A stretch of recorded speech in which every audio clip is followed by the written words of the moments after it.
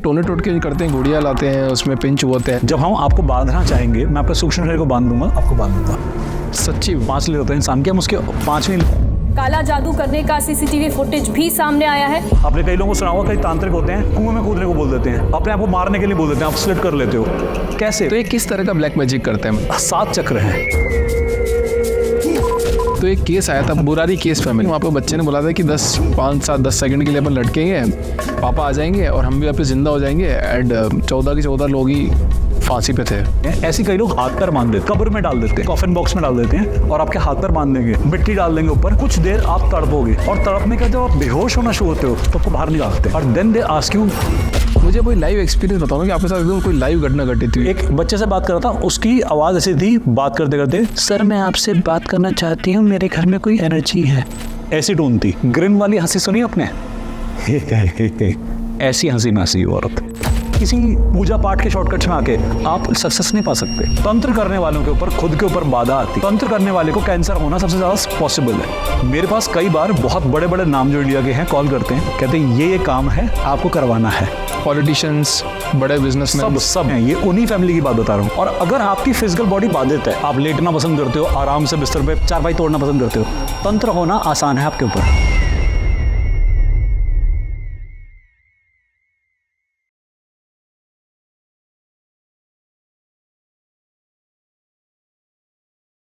Black magic को जब हम सुनते हैं या व्यूअर्स सुनेंगे तो उन्हें लगता है किसी को डिस्ट्रॉय करने के लिए, हार्म करने के लिए।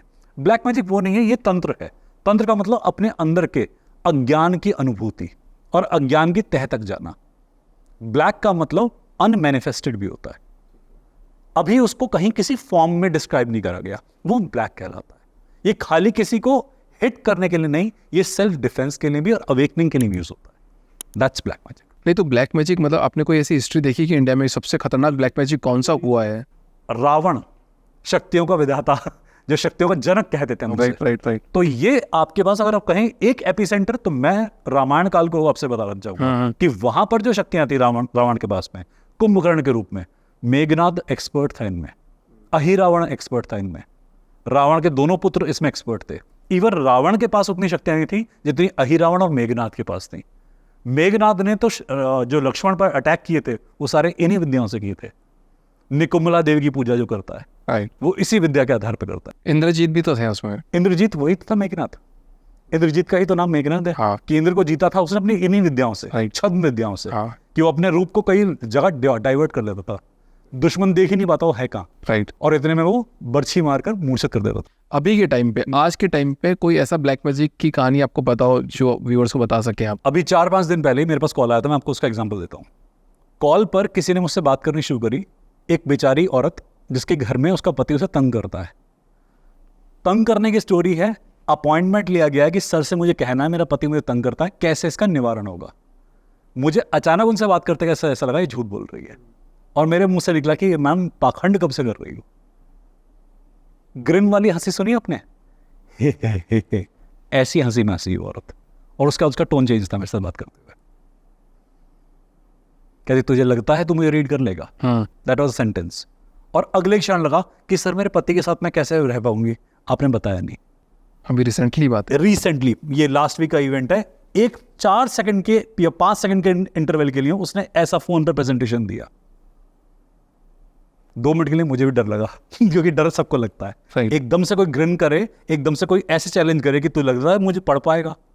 ये सेंटेंस बहुत चैलेंजिंग है और एकदम से मुझे लगा ये कौन बात कर रहा है। मुझे लगा फोन पे शायद कोई दूसरा व्यक्ति है। मैं कहा मैम आपके आसपास कौन है? कहती सर मैं पति के बारे में क्वेश्चन पूछ रहा हूँ, आसपास तो कोई भी नहीं है। अचानक से नो फ्रेंड। मुझे 2 मिनट के लिए ऐसा लगा कि शायद मुझे हट जाना चाहिए फोन से, ये मेरी औकात से बाहर का काम आ गया। बट सर जब मैं बता रहा हूँ ना, मेरे रोंगटे खड़े हो रहे हैं। मेरे को एग्जैक्टली उसने ग्रिन जैसे करा ना, आप बिलीव नहीं कर सकते, औरत के मुंह से मैंने ऐसा ग्रिन नहीं सुना है। और वो हे वाला ग्रिन जो होता है ना, इट्स वेरी वेरी पियर्सिंग, वो स्किन पे लगता है सीधा आपके। हाँ, आप आते तो मेरे लग गया। एग्जैक्टली वो मुझे वो फील हुआ। हमने कई बार बच्चों से बात करी, बच्चों से बात करते हुए हमें ऐसे एनर्जी ने एड्रेस करा, तू मेरी पत्री देखेगा, तेरी औकात है मेरी पत्री देखने की। वो एनर्जी ने एड्रेस करा। अब बच्चा नहीं है। 1 सेकंड पहले अंकल मुझे बचा लीजिए, ये एनर्जी मुझे बहुत परेशान करती है, और अगले ही सेकंड उसने अपना रूप चेंज कर दिया। और माँ बाप उधर से दूर हो गए फोन से। मैं कह रहा हूँ सर आप मेरी आवाज़ सुन पा रहे हैं? सर हम पीछे हट चुके हैं, हम आवाज़ नहीं सुन पा रहे हैं, आप इससे बात कर लीजिए। मैंने सर मुझे किसके साथ में अकेला छोड़ दिया? आपने कहा था बच्चा है, ये बच्चे के अंदर एनर्जी ऐसे एड्रेस करती है, तो मुझे बताना था आपको पहले, ताकि मैं प्रिपरेशन रखूँ, प्रिकॉशन रखूँ। तो फिर आपने मतलब जब फ़ोन पे बात होगी आपकी, तो आपने क्या किया उस टाइम पे? सर देखिए हम उसे दोबारा एड्रेस कर नहीं सकते, क्योंकि वो जोन में है। हाँ। अभी वो नॉर्मल हो चुकी है, वो जोन से बाहर आ चुकी। अब जब वो बाहर आ चुकी, मैं उसे क्या बताऊं कि तूने क्या बोला था? पहली बात तो बिलीव नहीं करेगी। हाँ। मैंने रिकॉर्डिंग ऑन नहीं करी थी, इसलिए मेरे पास प्रूफ भी नहीं है कोई दिखाने का कि मैं उसे दिखा दूंगी बेटा तूने ये करा था। हाँ। मैंने अपने हीलर्स को कहा जब इसकी हीलिंग होगी ना, तो अवेयर रहना कि यहाँ ब्लैक मैजिक भी है। मैंने उसकी माता से पूछा था ब्लैक मैजिक है? माता ने कहा नहीं है। पिता से कहा ब्लैक मैजिक है? नहीं है। हमें और में ब्लैक मैजिक 2-3 बार दिखा था। हमने कहा चलो ठीक है, हमारा गलत फहमी होगी, हमारी रीडिंग में कहीं मिस्टेक होगी, घर में लाइट ढंग की नहीं होगी, ब्लैक दिख रहा होगा और जैसे हम आपसे बात कर रहे थे कि लाइटनिंग का इफेक्ट हो सकता है और ब्लैक दिख सकता है। बट सर अब इसे कैसे प्रूव करेंगे? मैं ऑन द कैमरा से आपको बोल रहा हूँ, कभी कभी ऐसा फील होता है किस फील्ड में फंस गए हैं। कई बार ऐसा फील होता है कि रात को कई बार हमें क्लाइंट से बात करने के बाद में वो एनर्जी एड्रेस करती है कि हाउ डेयर यू, अगेन अलग से व्हेन वी आर स्लीपिंग, सोने से पहले ट्रांस की स्टेट आती है। हाँ। अभी कल पर ये शायद मेरे ख्याल से कल परसों मेरे पास वो क्लाइंट का दोबारा कॉल आया है। 1 महीने पहले रीडिंग हुई थी किसी क्लाइंट की और उसे घर में 4-5 ऊर्जाएं थी, हमने उसे हटाया था। कल परसों का फिर कॉल आया कि सर कुछ वापस आ रहा है, कुछ वापस तंग कर रहा है। मैंने बातचीत करी, नॉर्मली सब कुछ करके एक प्रॉपर सेशन देके छोड़ दिया। मैं रात को सोया करीबन 12:30 बजे। एक ट्रांस स्टेट आती है जहां पर हम ना तो सोए होते हैं जागे होते हैं। हाँ। सर मेरे कमरे में कोई था, मैं हीलर हूँ, काफी दिनों से प्रैक्टिशनर हूँ, इतना तो मैं समझता हूँ एनर्जी कब आती है रूम में। और सर वो एनर्जी आसपास ऐसे सर्कुलर मूवमेंट लेके प्रॉपरली फील हो रहा था कि कुछ धमकाने आई है। मैं उठ के बैठा, मैंने साधना करी, मैं थोड़ी देर ध्यान में चला गया, चली गई, कुछ नहीं कहा, मैंने ऑरा लॉक कर लिया, मैं सो गया। बट इतना समझ में आ गया कि मुझे हॉन्ट करने आई थी। आपको यहाँ पे नेगेटिव एनर्जी फील हुई है इस बिल्डिंग में आसपास आप आए? नीचे एंटर करते हुए लिफ्ट के कैरियर के ऊपर, इस रूम के अपर मोस्ट राइट मोस्ट वहाँ पे सीलिंग भी है उस कारण से, और लेफ्ट गट फीलिंग बता देती है कि नेगेटिव एनर्जी कहाँ है। नेगेटिविटी कहते हैं उसे, वो वास्तु दोष भी हो सकता है, वो कोई तारों का मैश भी हो सकता है कि उस जगह से बहुत सारे वायर पास कर रहे हैं, और वो डार्क एनर्जी भी हो सकती है। कोई बहुत ही बड़ा मूर्ख होगा ये मानेगा कि डार्क एनर्जी ऐसे खड़ी हुई है और यूं दिखा दिया। ये इंपैक्ट होते हैं, पर वो जब चाहती हैं अपने आप को उद्घटित करना, वो आती हैं। किसी को कॉल करना अप्राकृतिक है, कई लोग कर भी देते हैं कि हम उन्हें बुला के दिखाते हैं। सर ये ऊर्जा हैं, इनसे हम खिलवाड़ नहीं कर सकते। जब हम आते हैं रूम में तो मैं इन्हें देखकर इग्नोर करता हूं। आपने पूछा, मैंने बताया, मैंने जिक्र नहीं छेड़ा, ना मैं इनके बारे में बात करता। मैं भी होटल के अंदर चेक इन हूं, मेरे होटल के रूम के अंदर ही नेगेटिविटी है, मुझे पता कहां बैठी है, मैं पंगा नहीं देता। अप्राकृतिक है खाम का घुसना, क्योंकि कई डायमेंशन ऐसी हैं वो हमें नहीं देख सकती।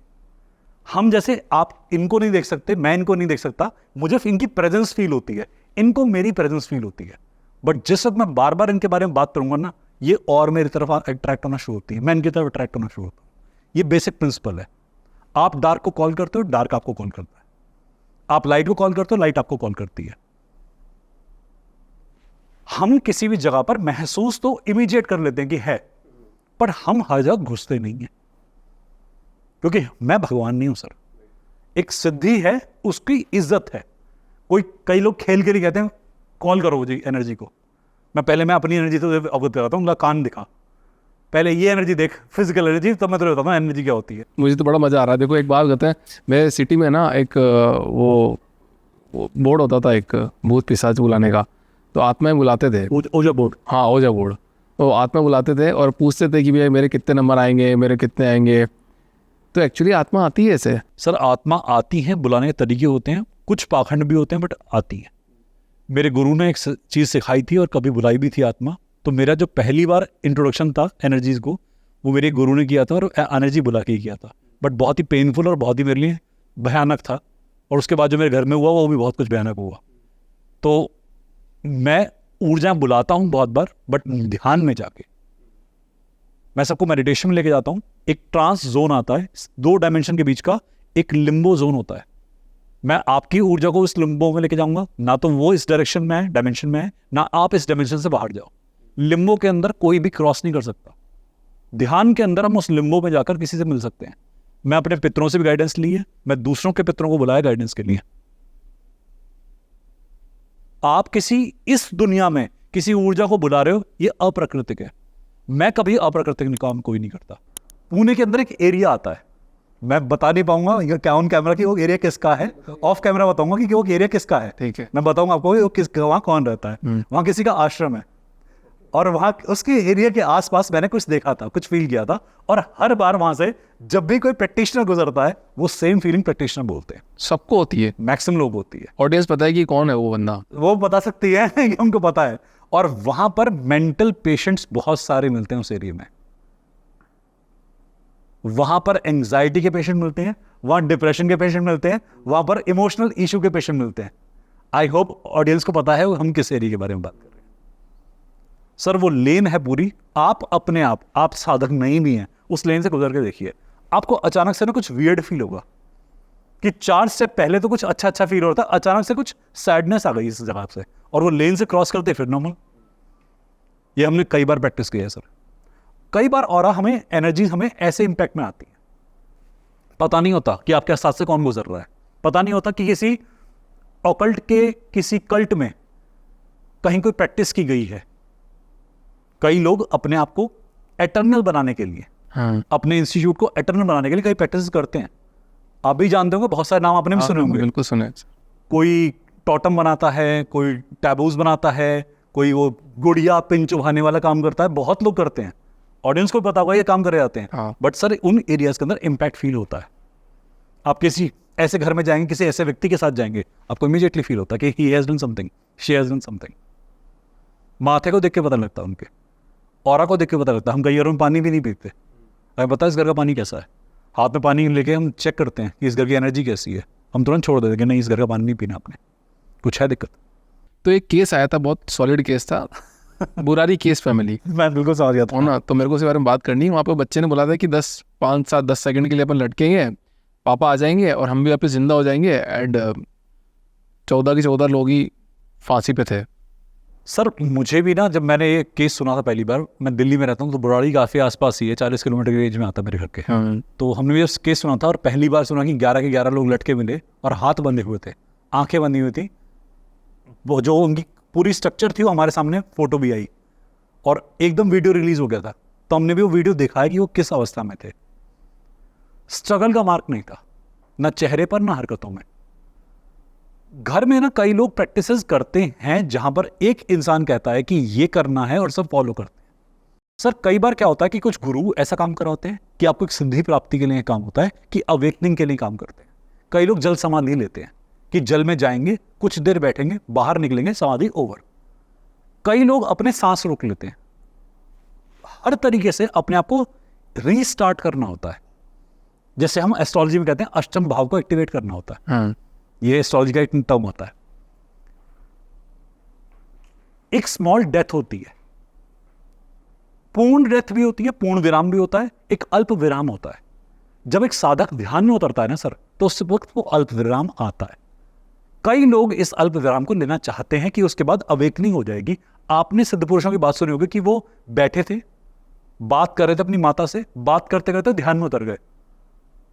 माता की आखिरी आवाज आई नाम लेने के तौर पे कि बेटा उठ जा। उन्होंने उठ के आंखें खोली, उनके हाथ पैर जड़ित हो गए थे। मां रो रही है, पिता नजर नहीं आ रहे, परिवार नजर नहीं आ रहा। 2 महीने के पीरियड के बाद उठे, एक ही जगह पर 2 महीने तक स्थिर हो गए। पिता की मृत्यु हो चुकी, घर पूरा चेंज हो चुका, पर वो जब 2 महीने के बाद उठे हैं, that is not the same person. अब वो इंसान नहीं है, उनकी आवाज बदल गई, उनका रूप रंग बदल गया, उनकी चाल ढाल बदल गई, शरीर पतले से कमजोर हो गया फॉर श्योर, क्योंकि 2 महीने से ध्यान में थे। जॉइंट अकड़ गए, अब चल नहीं पाते, पर हाइट थोड़ी सी लंबी हो गई पहले से। क्योंकि कई बार क्या होता है, हम चलते जब हैं ग्रेविटी हमें एक एंटी पुल देती है।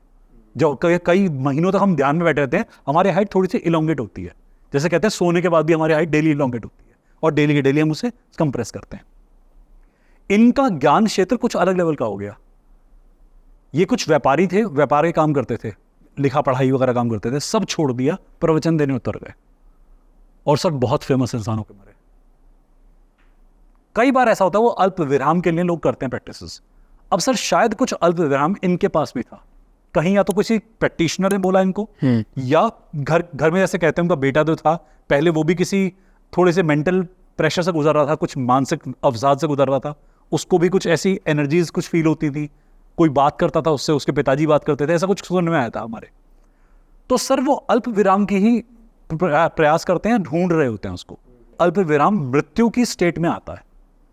जैसे मैंने कहा पानी में समाधि लेते हैं, वायु रोक के समाधि लेते हैं, ऐसी कई लोग हाथ पैर बांध देते हैं, कब्र में डाल देते हैं, कॉफिन बॉक्स में डाल देते हैं और आपके हाथ पैर बांध देंगे, मिट्टी डाल देंगे ऊपर, कुछ देर आप तड़पोगे और तड़पने के बाद जब आप बेहोश होना शुरू होते हो तो आपको बाहर निकालते हैं और then they ask you what you felt. कई सारे धर्मगुरु अपनी पैठ जमाने के लिए भी या तंत्र का कोई नेगेटिव तरीके से यूज करने के लिए भी ये काम कराते हैं। फिजिकल इंटीमेसी को भी यूज करते हैं, ब्लैक मैजिक के नाम पर अपना खुद का सेटिस्फेक्शन भी करते हैं, और सर खुद हिट एंड ट्रायल मेथड भी यूज करते हैं। बुराड़ी का केस ना कई लोगों से मैंने जब जाना इस बात के बारे में तो कई लोगों का हिट एंड ट्रायल में किसी का ट्रायल फेल हो गया था कि वो कुछ करना चाह रहे थे, वो एक पर्टिकुलर रात थी, उस रात का यूज करना था उन्हें, उसकी एनर्जी यूज करनी थी कि कई सालों बाद ये कंडीशन आती है, एक धूमकेतु पास ऑन करता है, एक इंपैक्ट आता है, वो इंपैक्ट से आप अमर हो सकते हो या आपका जो आपकी ख्याति प्रख्याति है वो अमर हो जाएगी। तो कुछ लोगों ने ये भी मेरे को एसेंस दिया इसका कि दे वांटेड फेम, और जो घर का बड़ा बेटा था जिसने ये सब कुछ किया, वहां कहते हैं कि वो सोसाइटी के लेवल पे ना काफी दबा हुआ था, he wanted to establish himself, ये भी कई लोगों ने कहा। तो सर यहाँ ना एनर्जी के एंगल के अलावा साइकोलॉजिकल एंगल भी आया था। एज अ हीलर भी हम इस बात को फाइंड आउट करने का प्रयास करते हैं, बट सर उस घर की एनर्जी जितने लोगों ने स्कैन करी कुछ अनयूजुअल थी, एंड दैट वाज श्योर कि इस घर में ना कुछ काम बहुत पहले से चल रहा था। ऐसा नहीं कि एकदम से इम्पैक्ट में आया, सरफेस पे बाद में आया, but they were practising something which is very dark. और वो एक बुक भी मिली थी उनकी, एक कॉपी मिली थी जहाँ पे काफी सारे अनुष्ठान के पेजेस थे।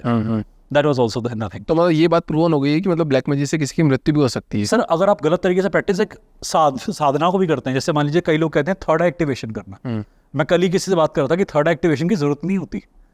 आप बॉर्न थर्ड एक्टिवेटेड होते हो, आप जितना समाज में रहकर बड़े होते हो उतना ही आप पर्दे पड़ते जाते हैं। आप थर्ड एक्टिवेट की बात करोगे, हमारा 7वां चक्र एक्टिवेट कर दो, थर्ड एक्टिवेट कर दो, मगर निचले 6 भी तो एक्टिवेट करने हैं। राइट, निचले 6 की परवाह नहीं किसी को, बस इसे एक्टिवेट कर दो। मैंने कहा इसके बाद बावली हो सकते हो। आपने निधिवन का नाम सुना होगा, वहां पर कहते हैं राधा कृष्ण महाराज करते हैं हर रात को, और जितने भी पेड़ हैं वो गोपियां हैं और वो महाराज करते हैं। जिसने उस जगह की ऊर्जा को देखा उसकी थर्ड एक्टिवेट हो गई, और कहते हैं वो दोबारा बोल नहीं पाया। जितने भी सिद्ध जगह हैं जहां पर एनर्जी नेसेंट फॉर्म में है, रियल फॉर्म में है, रॉ फॉर्म में है, अगर आप वहां जाकर उसे ऑब्जर्व करेंगे थर्ड एक्टिवेट हो सकती है। बट उसका रेपरकशंस क्या होते हैं यह आप अच्छी तरह जानते हैं। आइदर इंसान बोल नहीं पाया, या देख नहीं पाया, या मानसिक रूप से विकलांग हो गया, नरेशन नहीं कर पाया। आजकल वीडियोस बहुत देखता हूँ मैं भी इंटरनेट पे, जहाँ पे दबाते हैं और बच्चे रोने लग जाते हैं, बहुत तेज आंसू आने लग जाते हैं भयंकर तरीके से। तो ये तो वही कर रहे हैं ना सर। बहुत पहले ना एक बाबा हुए थे, मैं उनका नाम नहीं लेना चाहूंगा, उन्होंने ना वर्ल्ड वाइड लेवल पे इंडिया का नाम बड़ा फेमस किया था, और उनका एक एनर्जी थर्ड एक्टिवेशन मेथड है जो आज इंडिया के अंदर बहुत सारे बाबा कर रहे हैं। और सर अंगूठे से थर्ड आई ऐसे दबाते थे। व्यूअर्स समझ जाएंगे मैं किसकी बात कर रहा हूँ। तो एक्टिवेट होता है? यस सर, बिल्कुल होता है, पर ये आपको अपनी कमांड सेंटर में भी रखने के लिए यूज होता है। क्योंकि मैं सर इन कल्ट से आते हुए कई बच्चों के बारे में सुन चुका हूं, जानता हूं, और कईयों की हीलिंग चल रही है कि वहां गया था, उसके बाद से अजीब सा व्यवहार कर रहा है। आप एनर्जी को कैसे ध्या रहे हो, कैसे उसकी आराधना कर रहे हो, वो बैलेंस है कि नहीं है, ये बहुत जरूरी है। Grounding is more important. आप साधना कीजिए, आप सिद्धि कीजिए। कई लोग आजकल यूट्यूब पे एक वीडियो चल रहा है, उसके बाद भैरव साधना में लग गए हैं, बड़ा फेमस हो रहा है आजकल। सर जो वही नरेट कर रहा है वो खुद समझदार इंसान है, उसे पता है भैरव साधना कैसे होती है। बट सर दुनिया देखने वाली ना तो इधर सुनती ना उधर सुनती, वो बीच का पार्ट सुन के उसको लग जाती है। अब सर कई लोगों ने मुझे फिर रेफरेंस में बाद में लिया कि हमने वहां ये सिद्धि करी, वो इंसान तो बोल गया भैरव साधना करो, हमें पे नेगेटिव इफेक्ट आ रहे हैं, घर में ऊर्जाएं दिखनी शुरू हो रही हैं, हमारे माता पिता में डिस्टर्बेंसेस आ रहे हैं, बिजनेस में लॉस होना शुरू हो गया है। अनस्टेबल एनर्जी है। ग्राउंडिंग के साथ साधना की जाती है। लकड़ी के खड़ाव पहनते थे हम लोग, लकड़ी के स्टूल पे बैठते थे, जमीन पे बैठे खाना खाते थे। ग्राउंडिंग कितनी जगह थी सर हमारी लाइफ में। और आज ग्राउंडिंग के नाम पे हम क्या करते हैं, बेड पे, मखमल के बेड पे सो रहे हैं, कॉर मैट्रेस पे सो रहे हैं, हम चेयर पे बैठते हैं, ये सर हीट का इंपैक्ट है। हमारा मूलाधार चक्र जमीन पे जब टच होता है ना सर, तो हमारा सारी ग्राउंडिंग एनर्जी रिलीज होती है, वेस्ट एनर्जी बॉडी से रिलीज होती है। जैसे हम खाना खाते हैं, एनर्जी रिलीज होनी जरूरी है, ऐसे ही एनर्जी का एग्जॉशन जरूरी है। जब ये एनर्जी बैलेंस नहीं हो पाती तो बुराड़ी वाला केस की तरह से जाता है फैमिली, कि आपकी एनर्जी ओवरफ्लो हो गई, इम्बैलेंस में आ गई। त्राटक करते हुए सर कई ने, त्राटक आपने सुना होगा कि हम गेजिंग करते हैं, त्राटक करते हुए यहाँ की नस फट गई किसी की, आंखों से ब्लड आना शुरू हो गया, ओवरफ्लो ऑफ एनर्जी, आप एक्सट्रीम पे चले गए। आधा घंटा त्राटक कर लिया, कि कैपेबिलिटी नहीं थी उतनी, प्रैक्टिस उतनी नहीं थी, कहीं सुन लिया किसी यूट्यूब चैनल पे, दीपक के प्रकाश को देख रहे हैं, देखते ही चले गए, यहां से ब्लड आना शुरू हो गया, कैपिलरीज फट गई। आप ब्लैक की बात कर रहे हैं, मैं कहता हूं व्हाइट मैजिक, ब्लैक मैजिक, कोई सा मैजिक हो, ये इंपैक्ट करता है चक्र के ऊपर, वाइब्रेशन से ही मैजिक बनता है। नाम दे दिया ब्लैक मैजिक, इसे कहते हैं चक्र का आवाहन, चक्र की सिद्धि, या चक्र को बुझाना भी होता है, कि आप कैसे चक्र की ऊर्जा को नियमित या सीमित कर सकते हो। कई ऐसे अनुष्ठान होते हैं कि आपका शत्रु आपके ऊपर बाधित नहीं हो सकता, या आपके ऊपर प्रसारित नहीं हो सकता, आपको बाधित नहीं कर सकता। आपको पता है, मैं अभी फिर से एग्जांपल लेता हूं रामायण काल का। इंद्रजीत एक यज्ञ कर रहा था, जैसे खंडित करने को कहा था कि लक्ष्मण गए थे खंडित करने, और हनुमान गए थे कि अगर इसने ये यज्ञ कर लिया तो उसके बाद ये अजय हो जाएगा। हाँ। ऐसा क्यों कि यज्ञ में इतनी ताकत कैसे हो गई? सर वो आवाहन आज भी होते हैं, वो अजयता आज भी होती है। पर आज भी ऐसे लोग हैं करने वाले? सर बड़ी बड़ी कंपनी के सीईओज भी हैं उनमें शामिल। हम नेताओं को जानते हैं, हम एक्टर्स को जानते हैं, आप कंपनी के सीईओ के नाम भी नहीं जानते ढंग से कि पीछे कौन बैठा है। एक होता है फेस ऑफ द कंपनी, एक होता है base of the company. Right. जो बेस ऑफ द कंपनी है ना सर, इंपॉर्टेंट वो होता है। हम फेस ऑफ द कंपनी पे फोकस कर रहे होते हैं। जो व्यूअर्स हैं वो समझ जाएंगे कि मैं किसकी बात कर रहा हूँ। कई लोगों के बारे में जानते भी होंगे कि बेस ऑफ द कंपनी ने कितनी सिद्धियां हासिल कर रखी है। और सर वो हर कुछ एक टाइम पीरियड पे कुछ शक्तिपीठ को विजिट करते हैं आज भी। मेरे पास कई बार बहुत बड़े बड़े नाम जो इंडिया के हैं कॉल करते हैं। अभी पिछले 2 महीने पहले किसी ने कॉल किया था, और बाई चांस क्या हुआ कि मेरे डिपार्टमेंट के कुछ लोग बिजी थे, तो उन्होंने फ़ोन को अटेंड नहीं करा, पर फ़ोन पे नंबर लिखा आ गया और नीचे डेजिग्नेशन लिखा गया, वो है कौन। मैं तूने इस फ़ोन को मिस कर दिया बेटा। मैं को बाहर ना लोग आ जाएंगे मुझे पकड़ने के लिए कि चलिए वो हमारे बॉस बुला रहे हैं। तो मैंने फ़ोन करवाया उनको वापस, तो वहाँ सेक्रेटरी ने फ़ोन अटेंड किया। कहते आपको तमीज़ नहीं है, आप हमें वेट कराएंगे। कहती हमारे जो भी 100 हैं उन्हें काम है आपसे। शाम को उनका कॉल आया मेरे पास में, कहते हैं हम आपका करियर बना देंगे। आपको आप जानते नहीं हम हैं कौन? मैं कहा मैं जानता हूँ, भली भांति रूप से आप कौन है। कहते ये काम है, आपको करवाना है। इंडिया में करने वाले लोग कम हैं, आपका वीडियो देखा तो लगता है आप कर पाएंगे। कहते प्राइस बताएं। चेक आपके घर पहुंच जाएगा, प्राइस खुद लिख लीजिएगा। मैं सॉरी सर मैं नहीं करूंगा। कहता हमें लोग ना नहीं बोलते। कहते दोबारा सोच ले। मैं सर मैं सोच समझ के बोल रहा हूं। दोबारा कॉल लिया उनके यहाँ से। सर कई लोग हैं जो प्रैक्टिस करते हैं, ये उन्हीं फैमिली की बात बता रहा हूं। पॉलिटिशियंस, बड़े बिजनेसमैन, सब मैक्सिमम मैं इसके एग्जांपल में हर कैटेगरी इंक्लूड होगी सर। तो ये एक्चुअली में क्या है कि अपने आप को एस्टेब्लिश रखने के लिए यूज करते हैं लोग आज भी।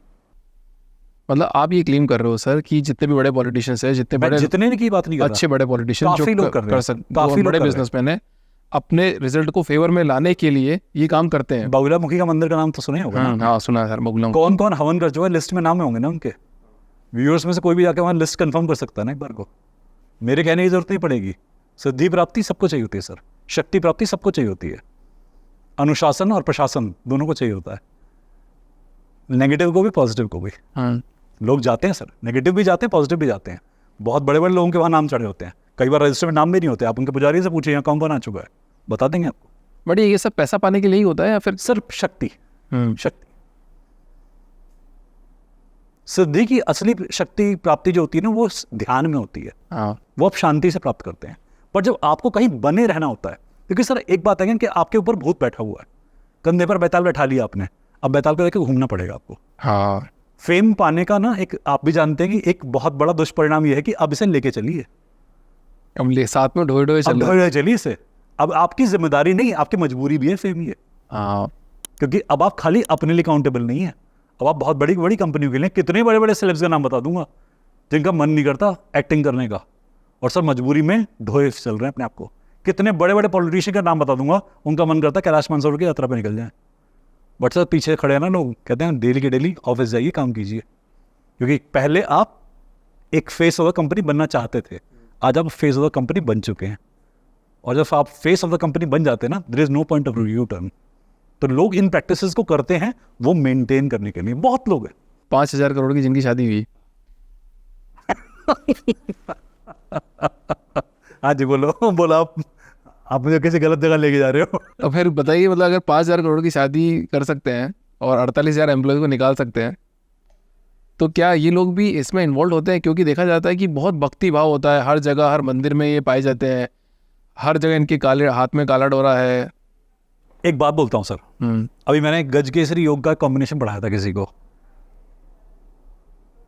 मुझे पता नहीं कितनी बात सही है, पर गज केसरी कॉम्बिनेशन एक दिखा था, तो मैंने कहा एग्जाम्पल लिया था कि हाथियों का हॉस्पिटल खोला गया है। हाँ, गज की सेवा, गणपति की सेवा, बहुत समझदार एस्ट्रोलॉजर का रेमेडी है ये। ओके। हाँ, मतलब इतने हाथी ही क्यों?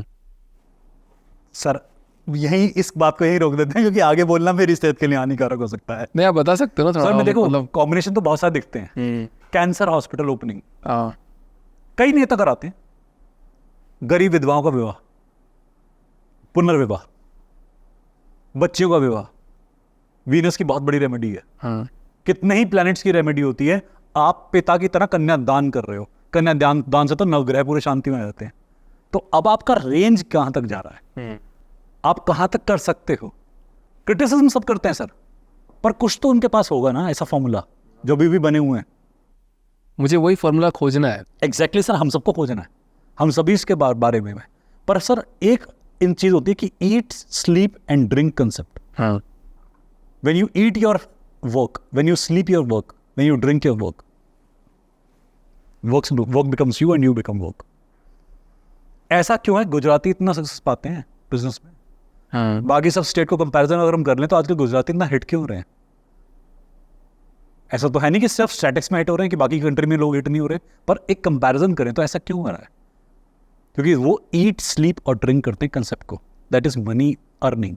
हाँ, जब आप बार बार एक अफर्मेशन को मनसा वाचा कर्मणा में घुमाते हो, ये बात मैंने पहले भी बोली अपने पॉडकास्ट के अंदर, कि आप जब एक कंसेप्ट को अपने मनसा वाचा कर्मणा में लगातार घुमाते रहते हो, रेचन करते हो, अपनी सिद्धि प्राप्ति कर लेते हो, वो चीज आपके पास आती है।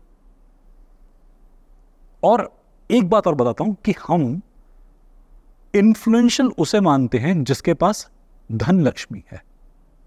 सर अष्ट लक्ष्मी होती है, 8 लक्ष्मियां आती हैं तो उसे कहते हैं वैभव, समृद्धि, हाँ, प्रॉस्पेरिटी। अमीर का उल्टा गरीब होता है, गरीब का उल्टा अमीर होता है, समृद्ध का उल्टा असमृद्ध कुछ नहीं होता।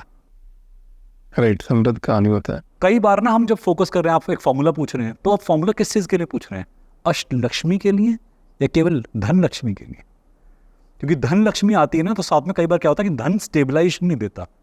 व्यूअर्स को ये फॉर्मूला सुन के काफी इंट्रीगिंग लगेगा, बात सुन के काफी इंट्रीगिंग लगेगा, बट ध्यान रखिएगा कभी कोई धन ना कई ऐसी जगह निकल जाता है कि जहां उसे जाना नहीं चाहिए। पुलिस सही में, बात। हाँ, दवाइयों में, कचहरी की केसेस में। अगर आपका धन वाकई में समृद्धि ला रहा है तो सर आप बीमार नहीं पड़ोगे, नहीं पढ़ेंगे। अशिक्षा नहीं होगी आपके यहाँ पे। तो इन्फ्लुएंस होने के लिए क्या चीज आपको, आप कौन सा मंत्र ढूंढ रहे हो, ये भी समझाना जरूरी है सर। कई हमारे शक्तिपीठ ऐसे भी हैं जहां समृद्धि की पूजा की जाती है। आज मैंने टॉपिक क्यों छेड़ा? जानबूझ के इसलिए कि हमारे पास कई सारे शक्तिपीठ हैं जहां पैसे के लिए लोग जाते हैं। अब हम ये पॉडकास्ट पे बोलें तो हर कोई पूजा पाठ ही करना शुरू कर देगा, बाकी काम सब छोड़ देगा। हाँ, ये फैक्ट है, क्योंकि लोग शॉर्टकट चाहते हैं। Right right. आज सुबह मैं एक इंसान का सेशन ले रहा था। सर मैंने उसे कहा कि आपको थर्सडे के फास्ट रखने हैं। घर में कोई कंडीशन खराब थी तो मैं कहा थर्सडे के फास्ट रखिए, बृहस्पतिवार के आपको बेहतरी हो जाएगी। सर फास्ट के अलावा कुछ और बता दो, फास्ट रखे नहीं जाते। और पहला सेंटेंस क्या था? सर घर में कंडीशन मुसीबत वाली है, जो कहोगे वो कर लूंगा। फास्ट नहीं रखे जाते सर, इसका शॉर्टकट बता दो। मैंने आपको रेमेडी बताइए, करना हो कर लेना, नहीं तो आपकी मर्जी है। हाँ, मैं आपसे ऑप्शन पे बात नहीं कर रहा हूं। आप किसी मजबूरी में परेशान होकर आए हो और मैंने सब कुछ आंकड़े निकाल कर ये बताया आपको। इसके बाद रिजल्ट आएंगे, 100% आएंगे। अभी अगर आप परमिट करें तो एग्जांपल शेयर करना चाहूँगा। मैं आपको दिखाता हूँ, हाँ ये वाला प्लीज, मैं आपको दिखाता हूँ हुआ क्या है। ये आपके व्यूअर्स के लिए भी है, क्योंकि आप देख लेंगे तो व्यूअर्स से बात पहुंच जाएगी। ये आज मेरे पास वीडियो आया है, ये बच्चा चल नहीं सकता सर, ये देखिए चलने लग गया है। आपके सामने वीडियो है सर, माँ ने भेजा है बच्चे का। कितने ही ऐसे केसेस हैं सर हमारे पास, कितने ही ऐसे केसेस हैं जहां बाधाएं रही हैं और उन बाधाओं का निवारण मिला है, बट सर कर्म करके। शक्तिपीठ गए, हमने एक दंपति को बोला, उन्होंने केस क्या था उनका, एक ओवरी थी, डॉक्टर ने कहा कि आईवीएफ शायद सक्सेसफुल हो शायद ना हो, चांसेस हैं कि नहीं होगा, चौथा अटेम्प्ट है आईवीएफ के अंदर, चौथा अटेम्प्ट था उन लेडी का। कहती सर कुछ भी करो मुझे बच्चा चाहिए।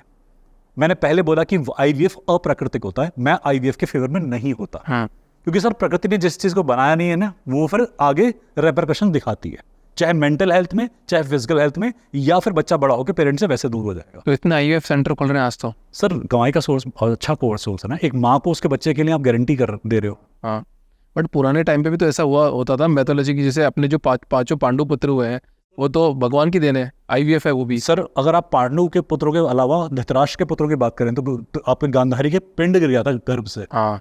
ऋषि व्यास ने उसके पिंड को 100 हिस्सों में डिवाइड किया था, हाँ। तेल के बर्नियों में। ये वर्णन था पूरा। हाँ हाँ, मैं आपको आईवीएफ का एग्जांपल दे रहा हूँ। हाँ। बट सर उनका रिलीज का रिजल्ट क्या निकला? खराब ही निकला। एग्जैक्टली। पांडव पुत्र जो थे वो देवताओं की एसेंस से आए थे। हाँ। एक नेचर में कटिंग करके क्रिएट करना। सर आज भी कई लोग ना सर्जिकल मेथड्स को सही नहीं मानते। अगर आप बुद्धिज्म में जाएंगे तो काट फाट को रिजल्ट अच्छा नहीं मानते, कहते हैं नेचुरल जो होता है वो नेचुरली होता है, या बिलीव करेंगे। सर इस लेडी को भी आईवीएफ सेंटर में ऐसा ही कुछ कहने को मिला कि 4th अटेम्प्ट है, आपको साथ कुछ नहीं होगा, हम ट्राई कर सकते हैं। मैंने कहा कामाख्या देवी जाइए, माँ की आराधना कीजिए, 100% चांसेस हैं सही होगा। सर वो प्रेग्नेंट है। सर मिरेकल होते हैं। और सर आपको एक केस और बताता हूं, मैंने रिसेंटली कहीं डिस्क्राइब किया था, यूएसए के अंदर, कौन सा, सिएटल के अंदर दुनिया का 2nd बेस्ट हॉस्पिटल है सर। हमारे पास बच्चा केस आया था, बिगाड़ दिया डॉक्टर्स ने केस, मेडिकल नेग्लिजेंस हो गई, डॉक्टर्स ने सर्जरी पे सर्जरी करी बच्चे की। उनके पेरेंट्स हमें लगभग डेली कॉल करते हैं, सर बच्चा मिरेकल है, अपने आप में कैसे बचा है, हीलिंग मिरेकल कहता हूं ऐसे। मैंने उन पेरेंट्स से रिक्वेस्ट करी है कि आप एक वीडियो शूट करना और उसे नेट पे डालना, ताकि लोगों को पता लगे कि हीलिंग का मिरेकल कैसे होता है। क्योंकि वो प्रोडिजी ऐसा है बच्चा कि सर कुछ महीने पहले ना, मैं आपको, मेरे पास फोटोज हैं उसकी, मैं ड्रिफ्ट चढ़ा हुआ दिखाऊंगा उस बच्चे को। हाँ। और बिल्कुल खत्म था वो बच्चा। पेरेंट्स को ये नहीं, डॉक्टर ने कह दिया था कि नेक्स्ट डे क्या होगा हमें नहीं पता, और उन्होंने हमसे कहा था सर कुछ भी करो बचा लो। मैं कहा हीलिंग का एक मिरेकल दिखाता हूँ।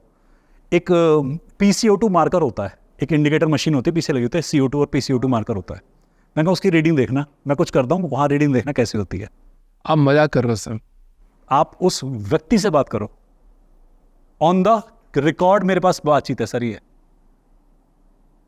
लोग मुझ पे ऊपर हंसते हैं सर, पर जो बिलीवर है उनके घर में बच्चा बचा हुआ है सर इस काम से, और मैंने काम करा है सर। कई बार ना हम ऐसी चीप मेथड ढूंढ लेते हैं कि जल्दी कुछ चाहिए, हमारा नाम फेमस हो रहा है, हम जा रहे हैं, हम अवार्ड्स ले रहे हैं, दिखता है सर लोगों को। अब आते हैं लोग सर ऐसे शॉर्टकट्स में ना, या कहीं किसी पूजा पाठ के शॉर्टकट्स में आके आप सक्सेस नहीं पा सकते। आप जब जाते हैं किसी देवी की आराधना करते हैं सर, एक कार्मिक क्लियरेंस भी जुड़ी होती है। आपने ब्लैक मैजिक कहा, ब्लैक मैजिक करने वालों को सबसे ज्यादा कार्मिक क्लियरेंस करनी पड़ती है। तंत्र करने वालों के ऊपर खुद के ऊपर बाधा आती है। तंत्र करने वाले को कैंसर होना सबसे ज्यादा पॉसिबल है। तंत्र में ट्यूबरकुलोसिस होती है। कितने ही हमारे पास तांत्रिक लोग हैं जिन्होंने टीबी की शिकायत करी है कि जब हमने तंत्र की स्टार्टिंग करी थी तो हमारी बॉडी में कोई इंफेक्शन नहीं था, और अब हमारी बॉडी में टीबी फैलती आ रही है, कंट्रोल नहीं हो रही कोई भी दवाई से। मैंने कहा आप काली की कैसी आराधना करते हैं? तब तक उन्होंने कुछ नहीं बताता इसके बारे में। कहते सर आपको कैसे पता? मैं कहा आराधना के बाद होता है, आपने कुछ ओवरफ्लो ऑफ एनर्जी कर ली है, आप एनर्जी को लिमिट कर दें, ठीक हो जाएगी। अनजाने में हो जाती है ये सब? ये नहीं सर, जानबूझ के कराया उन्होंने। उनकी बॉडी पे क्षय हो रहा था। आप जब ऊर्जा का आवाहन करते हैं, क्षय रोग हो सकता है। अब क्षय रोग की कई डेफिनेशन आती हैं, इसमें कैंसर को भी लेते हैं, इसमें कई बार स्किन का इंपैक्ट को भी लेते हैं, कई चीज़ों को लेते हैं जो आपको क्षय कर दे, खत्म कर दे। सर ऊर्जा का आह्वान हर जगह स्टेबलाइजेशन में ही होता है। हमारे पॉडकास्ट को सुन के कई लोग खुद शक्तिपीठ पे जाना पसंद करेंगे कि मैं बगला वही चला जाता हूँ, कामाख्या देवी चला जाता हूँ। सर ये आसान एनर्जी नहीं है। तो ये किस तरह का ब्लैक मैजिक करते हैं, मतलब ये लोग, मतलब सर देखिए, किस तरह के ब्लैक मैजिक होते हैं और किस तरह का ब्लैक मैजिक करते हैं? 7 चक्र हैं। हाँ, ब्लैक मैजिक तो एक सर बहुत चीप वर्ड है। एक सिद्धि है, आप उस सिद्धि से एक चक्र को किसी के होल्ड कर सकते हो या अपने चक्र को जागृत कर सकते हो, या तो अपना ऑरा स्ट्रॉन्ग कर सकते हो, या बाली की तरह से मेरे सामने जो भी आएगा उसका आधा बल मुझ में आ जाएगा, ये कर सकते हो। आज भी पॉसिबल है। बिल्कुल पॉसिबल है सर। उनके सामने बड़े बड़े लोग बोल नहीं पाते, कई लोगों को मैं जानता हूं। सही बात है, ये आप बोल रहे हो कि जैसे कुछ बड़े लोग होते हैं, अगर उनके सामने जाओ तो आपकी पेट गीली हो जाएगी। आप एग्जैक्टली, आपको ऐसा फील होगा कि नहीं मैं नहीं बोल पाऊंगा, चाहे आप कितने बड़े प्रकांड पंडित हो, आप कितने बड़ा प्रैक्टिस करके गए हो। सर हम लोग भी प्रैक्टिस करके गए थे उन लोगों के सामने, जो उनके ऑरा देखा ना, 2 मिनट के लिए मैं भी स्तब्ध होकर सर देख रहा था। मैं कहा यार ये सीन मिस नहीं करूंगा, ये तो देखना बनता है। और मैं चुपचाप सुन रहा था उनको। मैं कहा भाई क्या कमाल है इसका, क्या प्रैक्टिस करी है इसने। तो सर लोग हैं ऐसे, मंत्र मुग्ध हो जाते हैं बड़े बड़े उन्हें सुन के, चाहे वो सिंपल सी बात कर रहे हो। सिद्धि है सर, कई लोगों के पास है। तो जब भी तो बोला जाता है जो पूजा पाठ करते हैं लाखों लोगों को ये एक साथ बिठा के 10-10, 15-15 लाख लोग एक साथ मंत्र मुग्ध हो जाते हैं। एक मैस्मरिज्म का आर्ट होता है, एक मेंटलिज्म का आर्ट होता है, और एक्चुअली में एक सिद्धि होती है। इनमें बहुत फर्क है। मैस्मरिज्म और मेंटलिज्म गली का छोटे छोटे भैया भी कर लेंगे, बहनजियां भी कर लेंगी, बच्चे भी कर लेंगे, कोई भी आम व्यक्ति कर लेगा। बट जो सिद्धि प्राप्ति होती है ना सर, इसके लिए कुछ ही लोग लगते हैं, क्योंकि ये सिद्धि की जो ऊर्जा है गला देती है इंसान को, और उस गलने के बाद जब इंसान निखर के बाहर आता है ना, तब सिद्ध होके बाहर आता है। तो मैस्मरिज्म करना तो ठीक है, वो हो सकता है कि एक 100,000 लोगों की पंगत जोड़ ली है, समागम लेके चल रहे हैं, वो कोई भी कर सकता है सर। लालच भी है और छोटा सा मैस्मरिज्म भी है। खाना फ्री में बांटना शुरू कर दोगे ना सर, 1000 छोड़ो 2000 लोग आ जाएंगे। लालच है ना वहां पे सर। पर आप एक सिद्धि वाले इंसान हो और आपके पास लोग आएंगे ही आएंगे। चलो मैं एक सिद्धि वाले बात बताता हूँ। नीम करोली बाबा का नाम सुना होगा? बिल्कुल सुना है। सर बाबा तो नहीं है ना, नहीं है। उस जगह होके आइए। ऐसा क्यों बोलते हैं, मतलब बार बार उनका नाम अपन हर बार हर पॉडकास्ट में सब जगह सुनते हैं, नीम करोली बाबा के पास जाइए, लाखों लोग चले गए वहां पे, तो होके तो आइए। मैं सर, मेरे को भी बिलीव नहीं था, मैं डिसबिलीवर था, टोटल डिसबिलीवर। जब उस जगह से इवन बाईपास कर रहा था ना मैं, कि होके गुजर रहा हूँ सिर्फ, सर कैची धाम के पास कुछ फील हुआ था। हाँ। और ये खाली मैं इसलिए नहीं कह रहा हूँ कि नाम बहुत पॉपुलर है और एप्पल के मालिक ने और ये और वो स्टोरीज में बिलीव नहीं मेरा। हाँ। मेरा सिर्फ प्रत्यक्ष में बिलीव था। और उन्हीं के पास नहीं सर, मस्तराम बाबा की गुफा में होके आया, काली कमली वाले के गुफा में होके आया, वहां पे उन इलाकों में बैठा, वहां ध्यान करा सर, उन पत्थरों में बैठ के ध्यान करके आया हूं। तब महसूस होता है कि यहाँ कुछ है, यहाँ कुछ घूम रहा है, कुछ चल रहा है, कुछ वाइब्रेट हो रहा है आसपास। अभी हमने काम करा, हमने हीलिंग फील करी, आपको फील नहीं हुई, काफी लोगों को फील हुई। एक रिसेप्टिविटी है ना, तभी तो फील हो पाई। कई लोग उस जगह पे जाते होंगे, कईयों को फील होते होंगे, कईयों को नहीं होते होंगे। मैं नॉन बिलीवर उस जगह पे जाके फील करके आया सर। देखिए सर, क्वेश्चन करना, डाउट करना बहुत जरूरी है। राइट। हम लोग जब तक क्वेश्चन नहीं करेंगे, डाउट नहीं करेंगे ना, तब तक वो क्लियर नहीं होता, पता नहीं चलेगा, कंसेप्ट के पास नहीं पहुंचते। हम भी तब, मैं भी जब IRS प्रोफेशन में साइंस पढ़ के आया था, लॉजिक था मेरे पास में। आज नाम के पीछे PhD लग गई है। ये लॉजिक को बढ़ाती हैं बातें। हाँ। बट सर आस्था का लॉजिक नहीं होता, आध्यात्म का लॉजिक नहीं होता इनिशियली। बट जब हम वहां बैठ के वाइब्रेशन फील करते हैं ना, तो आपको समझ में आता है बहुत बड़ा लॉजिक है इसके पीछे। तो शक्तिपीठ गए हम लोग, शक्तिपीठ पे ध्यान करने के लिए गए। मंदिर के बाहर बैठाया मैंने अपने एक स्टूडेंट को, मैंने कहा पीठ लगा ले मंदिर से, मंदिर तेरे मुंह की तरफ नहीं है, पीठ की तरफ है, अब तू ध्यान में जा, और जो होगा ना मैं तुझे बताऊंगा नहीं क्या होगा, अपने आप बताना। सर वो 1 घंटे के ध्यान के बाद फूट फूट के रोया। कहता सर ऐसा लगा माँ ने सर पे हाथ फेरा है 2 बार, और उसकी माँ को गुजरे पता नहीं जमाने हो गए। कहता तो देखी भी नहीं अपनी माता। कहता यहीं खड़ी थी मेरे साथ में, 2 बार सर पे हाथ फेर गई है। सर ये इतना इमोशनल चीज़ थी ना उसके लिए। कहता सर मैंने कोई माँ को, माँ शब्द सुना है बट माँ की अनुभूति नहीं है मेरे पास कि माँ को फील कैसे करते हैं। बचपन में चली गई थी, हाँ। जन्म दिया चली गई, अब कैसे कंपैरिजन कैसे करें, स्टेंसिल ही नहीं है।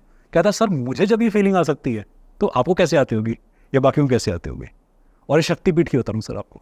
आपने अष्टलक्ष्मी की बात करी थी, अष्टलक्ष्मी का क्या फॉर्मूला है? सर अष्टलक्ष्मी का सिंपल फॉर्मूला होता है कि आप अपनी एक वाइब्रेशन को हाईएस्ट कर दे। किसी भी चीज को, कोई सिद्धि प्राप्त करनी हो, आप मनसा वाचा कर्मणा में एक वाइब्रेशन पे उतरा है। आपको सक्सेस चाहिए ना, जब तक आपके हर एक माइंड में सक्सेस ना पहुंच जाए, सक्सेसफुल नहीं हो सकते। ये तो वो बात हो गई जैसे आज मैं मेरी बात करता हूँ, आपने बहुत अच्छी बात बोली, मैं आपको इंटरप्ट कर रहा हूँ यहाँ पे कि आज से 4 साल पहले मेरे को सक्सेस चाहिए थी। मतलब मैं नौकरी कर रहा था, मैंने सोचा कि भाड़ में जाए नौकरी, मैं नहीं करूँगा। मैंने अपने पूरे शरीर में रोम में ही बिठा लिया कि यार मेरे को बिजनेस करना है, मेरे को सक्सेस मतलब कैसे भी करके इसको पाना है।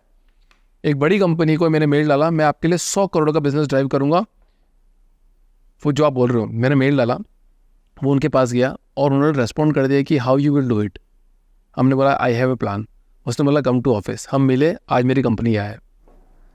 सर ब्रेन एक होता है बॉडी में, माइंड हर सेल का होता है। आप जब पूरे वाइब्रेशन को अपनी अष्टलक्ष्मी जैसे बेसिकली कहते हैं, वो 8 सिद्धियां ही तो है हमारी। 7 चक्र ह्यूमन बॉडी के, और ऊपर बिंदु चक्र, इसका एक्टिवेशन तो है। 8 लक्ष्मी क्या होती है? 8 चक्र की तो बात होती है, राइट। आप जब अलाइनमेंट में आ जाते हो तो यूनिवर्स आपकी सुनता है ना। लोग इसे पैसे के फॉर्म में तोलते हैं, सिर्फ पैसे की फॉर्म। सिर्फ पैसा। लक्ष्मी पैसा नहीं है, लक्ष्मी विद्या भी है, लक्ष्मी आपकी संतान भी है, धन भी है, धान्य भी है, गज लक्ष्मी भी है। कई टाइप की लक्ष्मियां मिलती हैं सर। ये हमारी अंदर की ना एक सोच का एक प्रगाढ़ता होती है कि आप कितने मजबूत हैं। आपने कहा कि आपने कंपनी से क्लेम कर दिया। सर कंपनी से क्लेम करा, आपके रूट चक्र का इसमें रोल नहीं है क्या? आपके मणिपुर चक्र का इसमें रोल नहीं है? जो समझते हैं आप समझ जाएंगे कि रूट चक्र हमारे कॉन्फिडेंस को मार्कर करता है। जो डीपेस्ट फियर होता है वो भी रूट से आता है, जो डीपेस्ट कॉन्फिडेंस होता है वो भी रूट से आता है। आपको कैसे पता? आप कह रहे हो गट फीलिंग आती है, कैसे पता? वो कहां से आ रही है? गट से कोई फीलिंग नहीं आती सर। गट में तो सिर्फ शिट होता है, राइट, एक्सक्रीशन होता है। गट से फीलिंग नहीं आती, फीलिंग आती है नाभि से। आपके पितर कहां से जुड़े हैं? आप अपनी माता से कहां से जुड़े थे? नाभि से।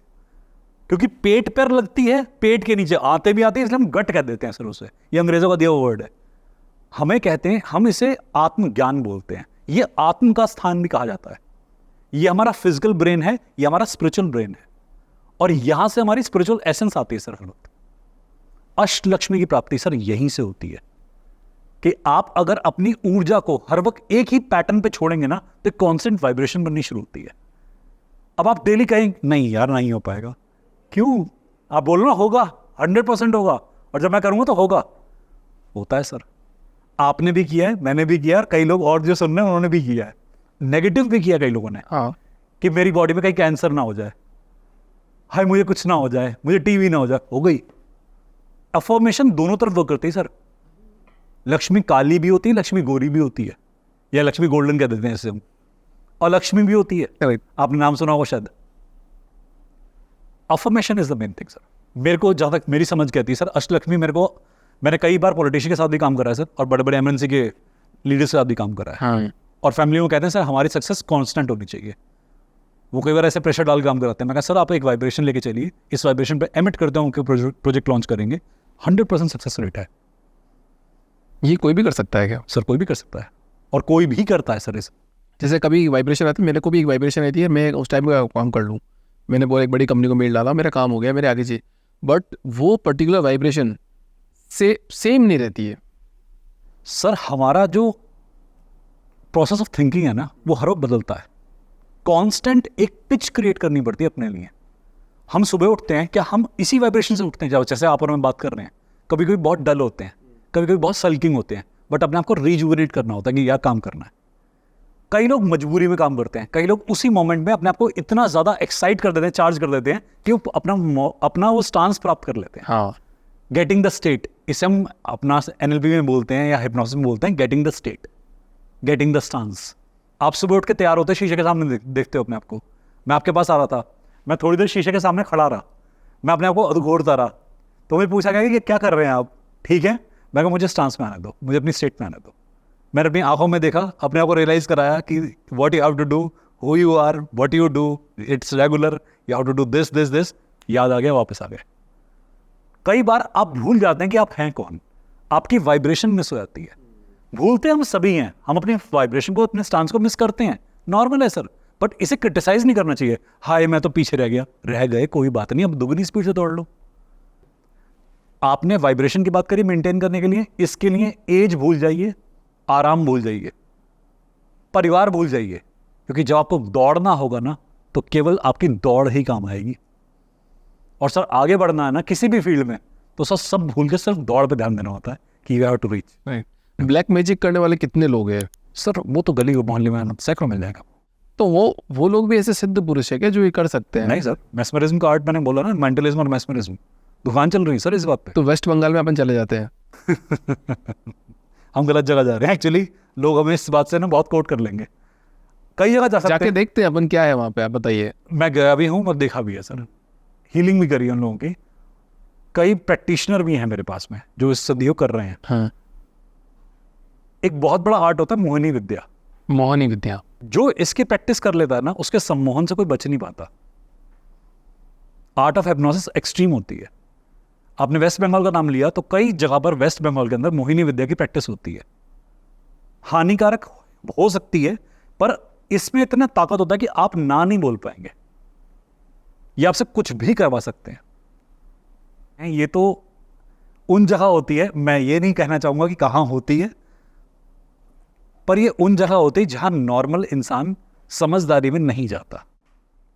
आपने हिप्नोटिज्म की बात करी ना, ठीक। मेरा एक दोस्त है, वो थोड़ा सी उम्र में बड़ा है जी। और वो एक गवर्नमेंट स्कूल में पढ़ाता है। सो ऐसे ही बात, मतलब रियल दोस्त है, मेरी घटना बता रहा हूँ मैं ऑन द कैमरा, एकदम ट्रू स्टोरी है, ठीक है। तो उसने मेरे को बोला, यार मैं ऐसे ही बच्चों के सामने बैठा था, 8, 6, 7, 5, 6 क्लास के बच्चे के बैठे थे और बात कर रहे थे कि सर हिप्नोटिज्म की बात करते हैं, हिप्नोटिज्म करते हैं। तो सर ने बोला, लाओ चलो हिप्नोटिज्म करते हैं, आ जाओ। तो वो लड़की को हिप्नोटाइज करने लगा कि तू हिप्नोटाइज हो रही है, हिप्नोटाइज हो रही है, हिप्नोटाइज हो रही है। उसने सर क्या एक्सपीरियंस किया, वो लड़की एक्चुअली हिप्नोटाइज हो गई। उसने बोला कि तू हवा में उठ रही है, तो वो 1 फीट हवा में उड़ गई। तो वो रोता सब पूरे स्कूल बंद करके रोता रोता आया, भाई ये तो लफड़ा पड़ गया, तो क्या हो गया, समझ में नहीं आया क्या हो गया। तो हिप्नोटिज्म अगर देखा जाए तो ऐसा होता है कि लोग हिप्नोटाइज हो जाते हैं, जो आप बात बोल रहे हो। उसने तो अनजाने में कर दिया। मैं आपको हिप्नोसिस का एक छोटा सा एग्जांपल देता हूँ। मेरे पास कैंसर पेशेंट आया कि डॉक्टर ने मुझे 1 हफ्ता दिया है। मैंने कहा तुझे कैंसर तो है ही नहीं, तेरी रिपोर्ट झूठी है। मान लिया, मैं डेली तूने बोलना तेरी रिपोर्ट झूठी है। कहता नहीं सर पेट स्कैन हुआ, रिपोर्ट झूठी है, बिल्कुल झूठी है रिपोर्ट, डॉक्टर ने नकली बोला है, झूठ बोला था उससे। वो एक दूसरे सको कहा, ये क्या हुआ? मैं 1 हफ्ते में तू नहीं मरने वाला। वो नहीं मरा। नहीं डेथ हुई। आज 2 महीने हो गए इस घटना को। अब खुद हंसता है क्योंकि उसे पता मैंने क्या किया है। आपका एक बिलीफ सिस्टम होता है सर, एक बेसिक बिलीफ सिस्टम है कि आप उसे चैलेंज ही नहीं करते। हिप्नोसिस सिर्फ आपके सबकॉन्शियस की खिलवाड़ है। सबकॉन्शियस में हम एक थॉट को भेजते हैं, हम एक काम करते हैं, आपका बाकी सब कुछ सिस्टम वही काम करेगा, पर हमने कमांड दे दी। अब आपका जो कॉन्शियस ब्रेन है, जो रेगुलेट कर रहा है, आपको लिमिट कर रहा है, डिफाइन कर रहा है, वो हट गया। अब आपका non defined uncontrolled brain activate हो गया। लेविटेशन प्रोसेस है जो आपने एक्सप्लेन किया है कि ह्यूमन हवा में उड़ता है, इसे लेविटेशन कहते हैं। ये मंक्स भी करते हैं और इंडिया के अंदर कई तपस्वी करते हैं, आज भी करते हैं। ये बहुत सिंपल होता है। अपने रूट चक्र को जब आप रिलीज करते हो तो आप जमीन में से उठ सकते हो। यहां बैठे हो हर व्यक्ति को मेडिटेशन करा सकते हैं और फील करेगा कि जमीन से कुछ ऊपर उठ गया है। ये कर सकते हैं, आराम से कर सकते हैं, एक साधना होती है बस। इस छोटे से कमांड से उसने उसका रूट चक्र फ्री कर दिया, और शायद उसे भी नहीं पता होगा जिसके आप बात कर रहे हैं। ये सच्ची घटना है ये। मैं बिल्कुल मान रहा हूं आपकी बात, पर अगर ये बात कहीं भी है, किसी भी लेवल पे है, मैं आपको बता रहा हूं होती कैसे है। ब्रेन के पास ना बहुत सारी कैपेबिलिटीज होती है। हमने हिप्नोटाइज किया किसी को, हमने कहा जलती हुई तिल्ली अपने हाथ में रख लो, अपने हाथ पे ऐसे बुझा दो। सर मार्क आया हुआ ब्लैक कलर का, कुछ नहीं हुआ। पिन घुसाई, सीरिंज घुसाई ऐसे करके, ब्लड निकल रहा है मुंह करके। मैंने कहा ब्लड नहीं निकलेगा, आप थोड़ी देर में हाथ फेलो इस पे। उसने ऐसे करा, ब्लड बंद हो गया। इसे स्ट्रीट हिप्नोटिज्म कहते हैं। दुनिया भर में फेमस है सर ये। बोतल भरी, पानी की बोतल, मैं शुगर ग्लास की बात नहीं कर रहा हूं, शुगर ग्लास वाली बोतल होती है उसकी बात नहीं कर रहा, असली बोतल की। सिर में मारी, खून ही खून आया। कहा हाथ फेर, खून रुक जाएगा, ऐसे करा, हाथ एक भी स्क्रैच नहीं है। बॉडी के पास इतनी इमेंस पावर है। जापान के अंदर एक प्रैक्टिस की गई थी, क्वांटम रीडिंग। क्वांटम रीडिंग में क्या होता है, आपने किताब ली, अपने हाथ में मोटी सी किताब ली, किताब को ऐसे फोल्ड करा। इतने से फोल्ड में कोई किताब पढ़ नहीं सकता। क्वांटम रीडिंग करते हैं, 7 या 8 साल के बच्चे को सिखाते हैं। उस बच्चे ने 1000 पेज पढ़ लिए ऐसे। कहता कुछ भी पूछ लो। अब बताओ ये दिमाग की, ये जापान का एग्जाम्पल है। कोई भी क्वांटम रीडिंग सर्च कर सकता है। स्कूल में कराइए प्रैक्टिस है सर ये। ह्यूमन कैपेबिलिटीज के बारे में सर लोगों को नहीं पता भी। हम मानते काली का मैजिक है, ये वो मैजिक है, ये वो मैजिक है। आपके चक्रों के अंदर की ऊर्जा है, पावर है आपकी। आप तोड़ सकते हैं इस चीज को। ब्लैक मैजिक तोड़ते दिखाया हमने, कई बार दिखाया कि आपके ऊपर कौन सा अटैक है। कहते हैं हमारे ये फलाना ने बोला है, ये फलाना ने बोला है, तोड़ के दिखाया उसे 1 हफ्ते के अंदर की टूटेगा। चक्र की बैलेंसिंग करी सिर्फ मैंने। और एक सिर्फ मेंटलिज्म का काम करा कि उसके दिमाग के अंदर की जो थॉट थी वो हटा दिया, अपनी नई थॉट को रीइम्प्रिंट कर दिया। NLP कहते हैं, काम हो गया सर। वेस्ट बंगाल की बात करें तो वो ये जो टोने टोटके करते हैं, गुड़िया लाते हैं, उसमें पिंच होते हैं, किसी को आपका ऑरा होल्ड करते हैं, सूक्ष्म शरीर होता है। जब हम आपको बांधना चाहेंगे, मैं आपका सूक्ष्म शरीर को बांध दूंगा, आपको बांध दूंगा। सच्ची में मतलब है 5 लेयर होते हैं, 5 लेयर होते हैं इंसान के, हम उसके 5वीं लेयर को होल्ड कर दें या तीसरी लेयर, दूसरी लेयर को होल्ड कर दें, हम बांध सकते हैं उसे। एक स्टोरी बताता हूँ। एक फैमिली है, ठीक है, उनकी घर वालों से बनती नहीं है। उनकी वाइफ है, उसकी वाइफ को सपने आते हैं कि उस लड़के की मम्मी उसको रात में मार रही है, और सुबह जब वो उठते हैं तब उसके पीछे पूरा हंटर के निशान होते हैं, पाँव पे निशान होते हैं, पाँव पे ब्लड आ रहा है। ये भी रियल घटना है, ठीक है, देखी भी है, ठीक है, मेरी आंखों से देखी ठीक भी है। है। ये बिल्कुल फैक्ट स्टोरी है, ये जो भी घटना है ये बिल्कुल एकदम फैक्ट है। मेरे पास में एक साइकोलॉजिकल एक केस आया था कि घर में कोई स्पिरिट है, घर में कोई डार्क एनर्जी है जो रात को मुझे पंजे से मारती है। पेट पर मेरे पास फोटो थी, शायद मैंने एक हीलिंग ग्रुप में फोटो शेयर की थी सबके साथ में। सर पेट पर पूरे स्क्रैचेस के निशान थे, कोई चीज नहीं है सर। हमने कैमरा लगवाया कमरे में, उसके CCTV लगवाया पूरी रात। रात को सोते सोते उसने हाथ ऐसे करे अपने और चिल्लाना शुरू करा, नींद में भड़बड़ाना शुरू करा। सुबह यहां मार्क थे उसके, कपड़ा भी ऊपर नहीं हुआ बॉडी से। ब्रेन एक ऐसी चीज है ना सर, जो आपके पास कंडीशनिंग कर देगा ना, वो बॉडी में रियलिटी दिखा देगा। एक तो ब्रेन का काम होता है एनर्जी अटैक। मैं मानता हूं एनर्जी अटैक मैंने देखे भी हैं होते हुए, कि शरीर पर कहीं ना कहीं निशान भी होते हैं, नीले नीले मार्क होते हैं कि ऊर्जा ऐसे थप्पड़ मारी गई है, एनर्जी के मार्क बने होते हैं। बट सर हर जगह ऐसा नहीं होता, कुछ जगहें हैं जहां पर ऐसा देखा गया है और हमने उनकी हीलिंग भी करी और उससे रिलीज भी हुआ। बट हर केस में हम काम नहीं कर पाते, क्योंकि कई बार ना श्राप देखे मैंने। अभी सेशन के बाद मैंने आपको एक वीडियो दिखाऊंगा, इसके अंदर श्राप का वीडियो है मेरे पास में, कि बॉडी पर श्राप कैसे होता है। इन्होंने अप्रोच किया हमें कि कैंसर है बॉडी पर, कैंसर हील करना है, और जैसे हमने वीडियो देखा मैंने कहा खानदान के ऊपर श्राप है तुम्हारे, ये कैंसर नहीं है, इसे मैं भी हील नहीं कर पाऊंगा।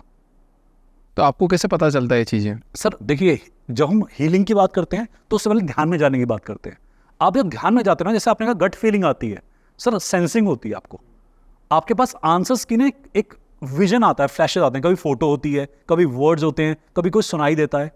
क्लैरावोयंस, क्लैरागस्टेंस, क्लैराओक्यूलेंस, क्लैरसेनेसेंस, कई चीज़ों में आपको आती है, विजन्स आते हैं आपको किसी तरीके से। किसी को शब्द सुनाई देते हैं, किसी को अक्षर आते हैं, ये नहीं पता कैसे सुनाई देता है, बट सर एक पता होता है एक कि यहां पर कुछ है। और कई बार हमें उत्तर पूरा लिखा हुआ दिखाई देता है कि अच्छा ये है, लिखा हुआ दिखाई देता है, वर्ड्स आंखों के आगे लिखे हुए आते हैं। और कई बार सर उसका वो पास्ट का फ्लैश आता है। जैसे अभी मेरे पास एक औरत आई कि मेरा पति मुझे मारता है, मुझे एकदम से इसका पास्ट दिखा जहां इसका पति औरत था और ये औरत इसे मार रही थी। रीबर्थ वाला जी। और आपने जो बात कही, मैं एनर्जी की जो बातचीत है ना, या पास्ट लाइफ की बातचीत है, कि पास्ट लाइफ में एक श्राप मिला किसी को कि तू अब जो अगली योनि में जाएगा ना, वहां तू संतुष्ट नहीं होगा, जिस प्रकार मुझे प्रताड़ना दी वैसी तुझे मिलेगी। कई बार श्राप में मिला मुझे, और सर फिर तो हीलिंग कुछ भी नहीं कर पाती। मैंने भी हाथ खड़े कर दिए, मैं कुछ नहीं कर पाऊंगा, आपकी मृत्यु हुई, आपका समाधान है, साफ साफ बोला मैंने। 3 दिन में मृत्यु हो गई सर उस इंसान के। मेरे को यहाँ पे ना कुंडली की बात याद आ रही कि कुंडली बच्चा होता है, कुंडली बनाई जाती है। एक बंदा था, उसको लगा कि उसकी कुंडली में लिखा था उसका भाग्योदय 22 साल में हो जाएगा। तो उसने बोला कि ठीक है 22 साल में भाग्योदय हो जाएगा, काम हम तो ठीक है नॉर्मल जो कर रहा था। तो 22 साल तक वो, मतलब उसको 18-19 साल में पता चल गया कि मेरा भाग्योदय 22 साल में हो जाएगा। तो 22 साल में उसका भाग्योदय नहीं हुआ, मतलब उसको कोई सक्सेस नहीं मिली। फिर उसमें ऐसा कुंडली में ऐसा लिखा था कि 22 और 24 एस्टिमेट लिख रहे हैं, नहीं 24 में होगा। तो भैया 24 तक वो वेट करता रहा, उसका भाग्योदय 24 में हो जाएगा। फिर भी नहीं हुआ, फिर किसी दूसरे पंडित को दिखाया कि भैया भाग्योदय 30 में हो जाएगा, 6 साल और वेट करना पड़ेगा, तब भी वो कुछ नहीं कर रहा था। फिर वो 30 साल तक, मतलब 30 तक आया, फिर वो भाग्योदय का वेट करने लगा कि भैया मेरा भाग्योदय होगा, मेरे को सक्सेस मिलेगी। काम कुछ नहीं कर रहा है, नॉर्मल चीजें कर रहा है जो भी लाइफ में करता है। फिर उसको टेंशन हुई कि अरे तो लफड़ा है। तो फिर उसने बोला कि ठीक है मेरे को काम करना चाहिए, तो उसने काम करना चालू किया, देन उसका भाग्योदय हुआ। अभी लाखों लोग सर ऐसे ये सोच रहे होंगे कि मेरा भाग्योदय कुंडली के बेसिस पे होने वाला है। सर अभी शायद दिल्ली में था मैं परसों, और तभी कुंडली आई। किसी ने मुझे कहा कि हमने कुंडली पढ़ी है ऑनलाइन देखकर, मेरी कुंडली में राजयोग है, अब तक तो मैंने राज करा नहीं, ये राजयोग कब उदित होगा? मैं कहा कर्म क्या कर रहे हो? सर कुछ मन नहीं लगता कर्म करने में। मैंने कहा भाई तुम्हारा राजयोग का घर में बैठे बैठे कोई तुम एक्टिवेट कर देगा? हाँ। मैं कहा राजयोग का मतलब ये कब होगा कि राजा अपने बिना पराक्रम के राजा बन गया?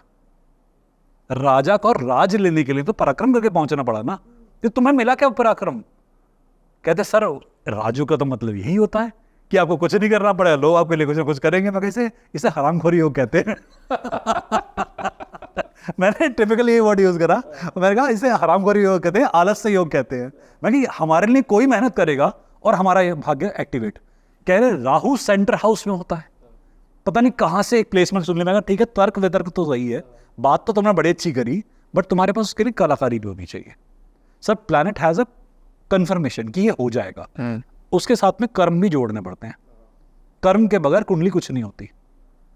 कर्म नहीं करेंगे कुंडली एक्टिवेट नहीं होगी। लोगों के नंबर लाइफ टाइम डीएक्टिवेटेड रहते हैं। न्यूमरोलॉजी पढ़ाते वक्त मैं लॉजिक बताता हूं, नंबर की मैं पॉसिबिलिटी पढ़ाता हूं, कई बार 2 की 3 की 4 की नंबर एक कैरेक्टरिस्टिक्स है।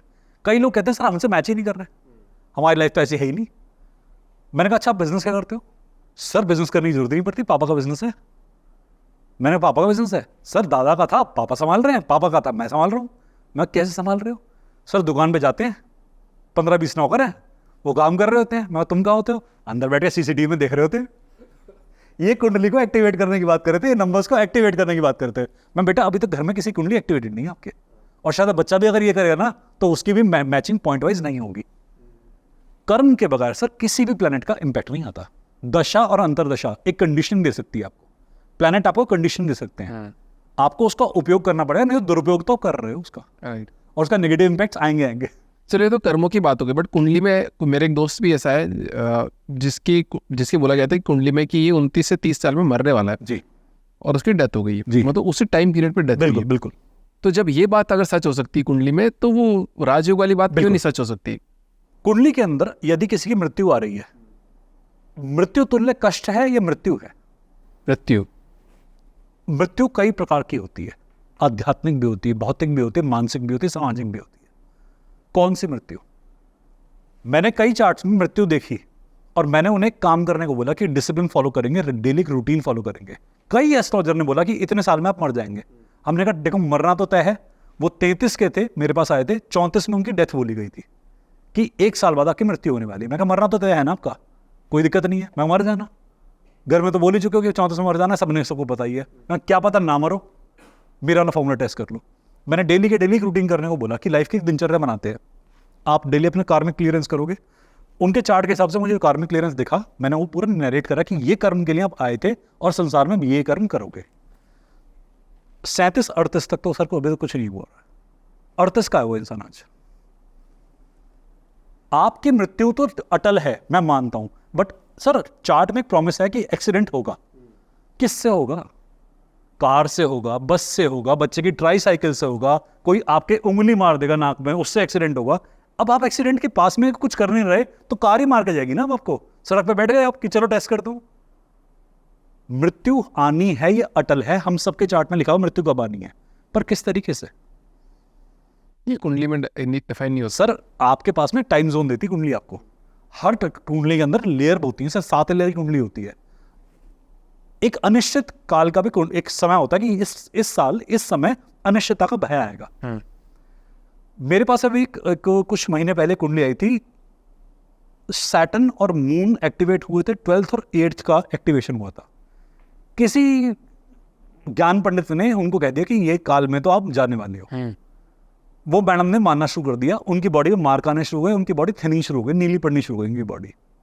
मेरे पास आई, एस्ट्रोलॉजिकल मेरा जो कोर्स चलता है उसमें पढ़ना शुरू करा। मैंने कहा ये टाइम पीरियड आपके माइंड में नेगेटिव थॉट्स लाने का है, आपको कोई भी मैनिपुलेट कर लेगा। ओके। आपके माइंड से खेल सकता है कोई, और आपको बैठकर कारावास की सजा हो सकती है, कहीं चोट लग सकती है। बैठकर आपको कारावास की तरह से एक समाधि की स्टेट में जाकर ध्यान करना चाहिए, अध्ययन करना चाहिए। कहती सर ये भी तो लॉजिक आपने सही दिया, क्योंकि नरेशन ये भी बनता है 12वीं का, 8वीं का, सन का, सैटर्न का, मून का बनता है एक नरेशन कि अपनी नेगेटिविटी को आप डायरेक्शन दे दो। हलाहल विष का टाइम पीरियड चल रहा है, अब हलाहल विष से अपने आप को गला लो या उसे एक मेडिसिन की तरह से यूटिलाइज करना शुरू कर दो। उन्होंने फिर अध्यात्म की प्रैक्टिस करनी शुरू करी। सर बॉडी में जितनी भी डिफॉर्मिटीज थी दूर होनी शुरू हुई। सर होती हैं चीज़ें, सॉल्व होती हैं। सिद्धार्थ जी, ये तो ना देखो अमीरों की बात होती है। अपन अगर बात करें ये सब सिद्धि प्राप्त करना, टोने टोटके करना, ज़्यादातर अमीर करते हैं या गरीबों में ज़्यादा होता है ये? सर डरे हुए में और निडर में फ़र्क करें, अमीर गरीब नहीं है देखा जाए तो, क्योंकि पैसे के लिए सबसे ज़्यादा किया जाएगा। मतलब सर गरीब होगा तभी तो सिद्धियां प्राप्त करने निकलेगा। अमीर तो मेंटेनेंस के लिए करेगा, गरीब को ऊंचा उठना है। तो सर यहाँ ना कोई अमीर गरीब नहीं होता, और अगर अमीर गरीब होता ना तो सर ऊंचा उठने के लिए लोग कैसे करते फिर ट्राई? ये सिद्धियां ना सब लोग ट्राई करते हैं। कोई करता है मेडिटेशन के लेवल पर और कोई करता है टोटके के लेवल पर। इंपैक्ट दोनों में ही एनर्जी का है, दोनों में चक्रों का इंपैक्ट है। तो सर अमीरी, मेरे पास कई लोग आते भी हैं कि सर हमें अमीर से गरीब होना है या गरीब से अमीर होना है। कई अमीर आते हैं गरीब होने के लिए कि जब मैं अमीर हूं अब मेरे को रेस्टलेसनेस हो रही है, मुझे लगता है पैसा मैं खो दूंगा तो अच्छा फील करूंगा। ये मेरा अभी सर रिसेंट एक्सपीरियंस भी है। एक गरीब था और पैसे से गरीब था वो इंसान, एक मानसिकता से गरीब था, पैसे से था। उसने लोन लिया बैंक से, किसी बाबा के जगह पे सिद्धि प्राप्ति के लिए लोन लिया, और उसने कोई रिचुअल करा 11-12 दिन का। 11वें और 12वें दिन सर उसे धन की प्राप्ति हुई काफी स्ट्रांग वाली। बाबा ने ऐसा कहा था, पैसा मिला। रात को सोते सोते कोई चीज उसे कुछ बताती थी कि सुबह ही करना है, वो करता जा रहा है और उसे और पैसा मिल रहा है। पहले तो चीज रात को बोलती थी, अब फिर उस चीज दिन में बोलना शुरू कर दिया। इसके बाद जो जब इंटेंसिटी बढ़ती गई, इस आदमी के पास में मेरे ख्याल से 300 करोड़ रुपए तक का काम हो गया। And he was a pauper, गरीब था बिल्कुल, एकदम साधारण इंसान। अब वो विद्या ने इसको हर सेकंड बोलना शुरू कर दिया। इसने जब किसी सिद्धगुरु से बात करा कि मेरे पास कोई ऐसी विद्या आ गई है, पहले वो रात को बोलती थी, फिर वो दिन में बोलना शुरू हुई, अब वो हर वक्त बोलती है, और मुझे ऐसा लगता है वो यहां बोल रही है। कहते तूने कर्ण पिशाचिनी सिद्ध कर ली है। जिस बाबा के पास गया था ना, उसने कर्ण पिशाचिनी एक्टिवेट कर दी इसके लिए। सिद्धि के बारे में पता नहीं था, शुरू में तो गाइडेंस अच्छी लगी, पैसे आते थे, कोई दिक्कत नहीं हुई। सर फिर ये एडिक्शन बन गया, और अब उस पिशाचिनी को हर वक्त काम चाहिए। जब पिशाचिनी सिद्ध कर लेते हो, डाकिनी सिद्ध कर लेते हो, हाकिनी सिद्ध कर लेते हो, अब उसे काम दो, और वो आपसे नहीं तो फिर ऐसे कृत्य करा लेगी ना, जो फिर आपने ये बुराड़ी कांड के बताया। मुझे पता नहीं ये लोग क्या सिद्धि प्राप्त करके बैठे थे। मैंने इसलिए आपसे कहा कि कई बार क्या होता है, हम सिद्धियां प्राप्त कर लेते हैं और सिद्धि आपसे कंट्रोल करती है फिर आपको, and it makes you do things, और आप इतने स्ट्रांग होते हो और दूसरों से भी कार्य करा लोगे। आपकी कन्विंसिंग पावर बहुत स्ट्रांग कर देती है विद्या आपकी, कि आप दूसरों को इतना मैनिपुलेट कर दोगे कि यस दे विल डू। आपने कई लोगों को सुना होगा, कई तांत्रिक होते हैं कुएं में कूदने को बोल देते हैं, अपने आप को मारने के लिए बोल देते हैं, आप स्लिट कर लेते हो। कैसे? मैस्मरिज्म, सम्मोहन, हिप्नोटिज्म। तो कई सिद्धियां ऐसी होती हैं सर। मैंने अभी जो एग्जांपल बताया, उसकी वाइफ ने शायद कांटेक्ट किया था मुझे, कहते सर ये ऐसी विद्या कर रहे हैं कहीं आगे। मैं कहा फिर उस बाबा के पास जाओ तोड़ के लिए, क्योंकि मैं तो इसे शांत कर नहीं पाऊंगा, ये पिशाची नहीं है, ये तो या तो इस मृत्यु पे शांत होगी या उस बाबा के पास तोड़ होगा इसका शांत करने का। कहती वो तो बाबा कर नहीं रहा कुछ। कहता मुझे भी किसी ने दी थी, मेरे पीछे पड़ी हुई है, मुझे लगा तुम्हारे काम आई, मैंने तुम्हारे पीछे पड़वा दिया। पहले एक पागल तब दो पागल हो गए। सिद्धार्थ जी, ये देखो ना,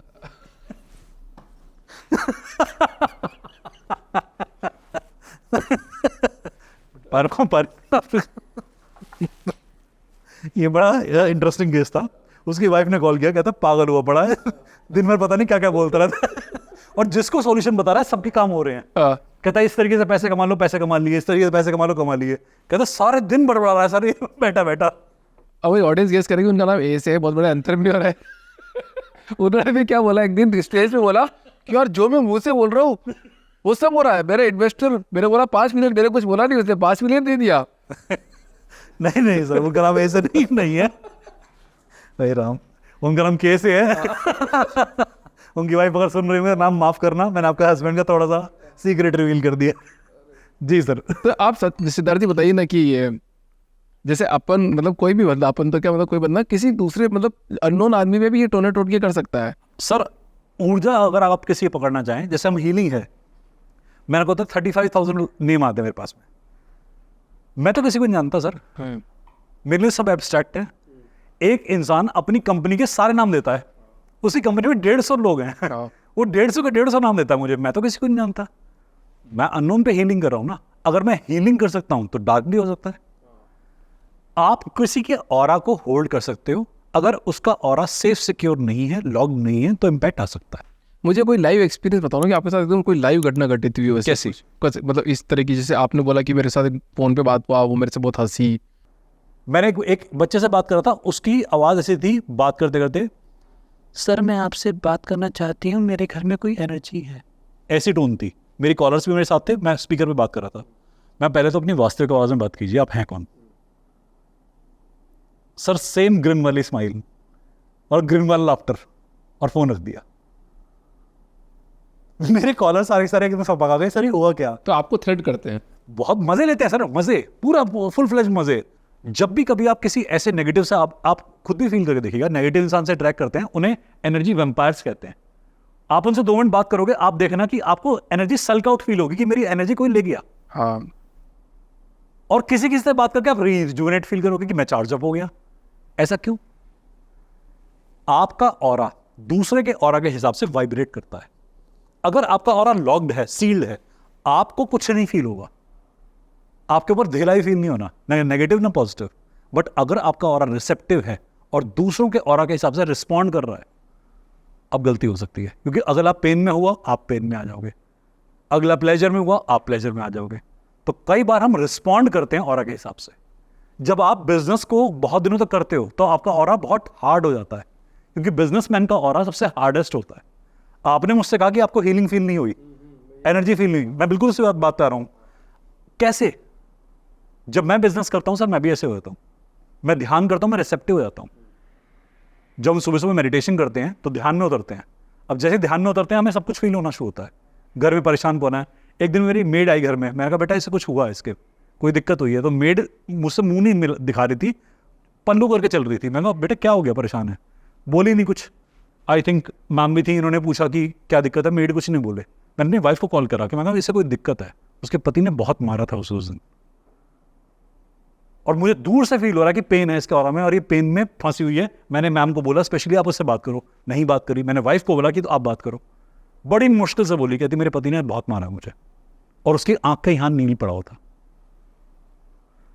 अब सोचो, आप घर में आई है वो मेड, सिर्फ उसने अभी तक कुकिंग भी शुरू नहीं करी, उसने काम भी शुरू नहीं करा, हमें इतना फील होता सर।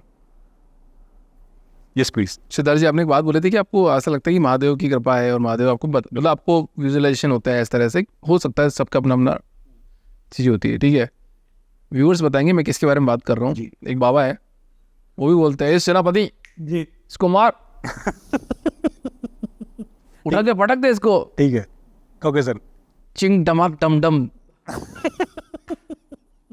ठीक है सर। तो बताइए ये एक्चुअली सच्ची घटना, ये सच्ची में होता है क्या? मतलब देखिए, मनोवैज्ञानिक भी चिकित्सा होती है, या तो वो होगी या वाकई में कोई कर्म होगा। क्योंकि इस तरफ जाऊंगा तो काफी कुछ बोलना पड़ेगा, और माइक पे ऑन कैमरा। नहीं, पर सिद्धार्थ जी अपन बात करते हैं इस बारे में कि मतलब देखो लाखों लोगों को अगर अपन अवेयर करें इंडिया में तो सर, बहुत बढ़िया बात है। इंडिया में सर क्या है कि अवेयरनेस के नाम पे ना कई बार सिर्फ एक साइकोलॉजिकल इफेक्ट भी होता है।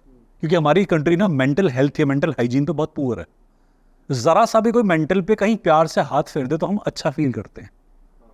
तो कई बार आस्था के नाम पे भी होता है, कई बार वो वाकई में हिप्नोसिस के तरीके से भी होता है, कई बार वो मेडिकल ट्रीटमेंट भी होता है, कई बार वो स्पिरिचुअल प्रैक्टिस से भी होता है। जरा सा हाथ फेरने की गुंजाइश होती है सर। अब कई इसमें सिद्ध भी होते हैं, कई इसमें असिद्ध भी होते हैं। कौन क्या है सर, ये तो अलग सी बात है, और ये फॉर श्योर हम स्पष्टता से नहीं बोल सकते किसी के बारे में। बट सर हमारे यहाँ जो मेंटल हाइजीन की कमी है ना इंडिया के अंदर, वो सबसे ज़्यादा प्रभावित करती है। विदेशों के अंदर भी इंपैक्ट आते हैं, मेरे पास विदेशी क्लाइंट भी आते हैं बहुत सारे, बट सर इतनी मेंटल हाइजीन लैक नहीं करते वो लोग। उनके अंदर इतना सेल्फ कॉन्फिडेंस लो नहीं होता। हमारी जो अपनी पिक्चर है ना, वो बहुत डेप्रिशिएटेड पिक्चर है हमारी अपनी सेल्फ की। हमारे को कॉन्फिडेंस ना कई बार मिलता नहीं है, और ना हम क्रिएट करना जानते हैं। हमें कई साल लगते हैं तो ढूंढने में, वो राइट टोन फाइंड करने में। जैसे आपको भी कई साल लगेंगे अपने आवाज में फाइंड करने में कि मैं हूं कौन। अगर हमसे पूछेंगे क्या चाहते हो, तो एक सेफ जॉब, एक सिक्योर जॉब। तो is it you or your parents that are talking through you? आप सेफ्टी सिक्योरिटी वाले, हम बचपन से बहुत ही एक्साइटिंग रहे हैं, बहुत ही हम ना एक्सपेरिमेंटल रहे हैं। बट हमारी सोसाइटी ना हमें सेफ खेलना सिखाती है सर।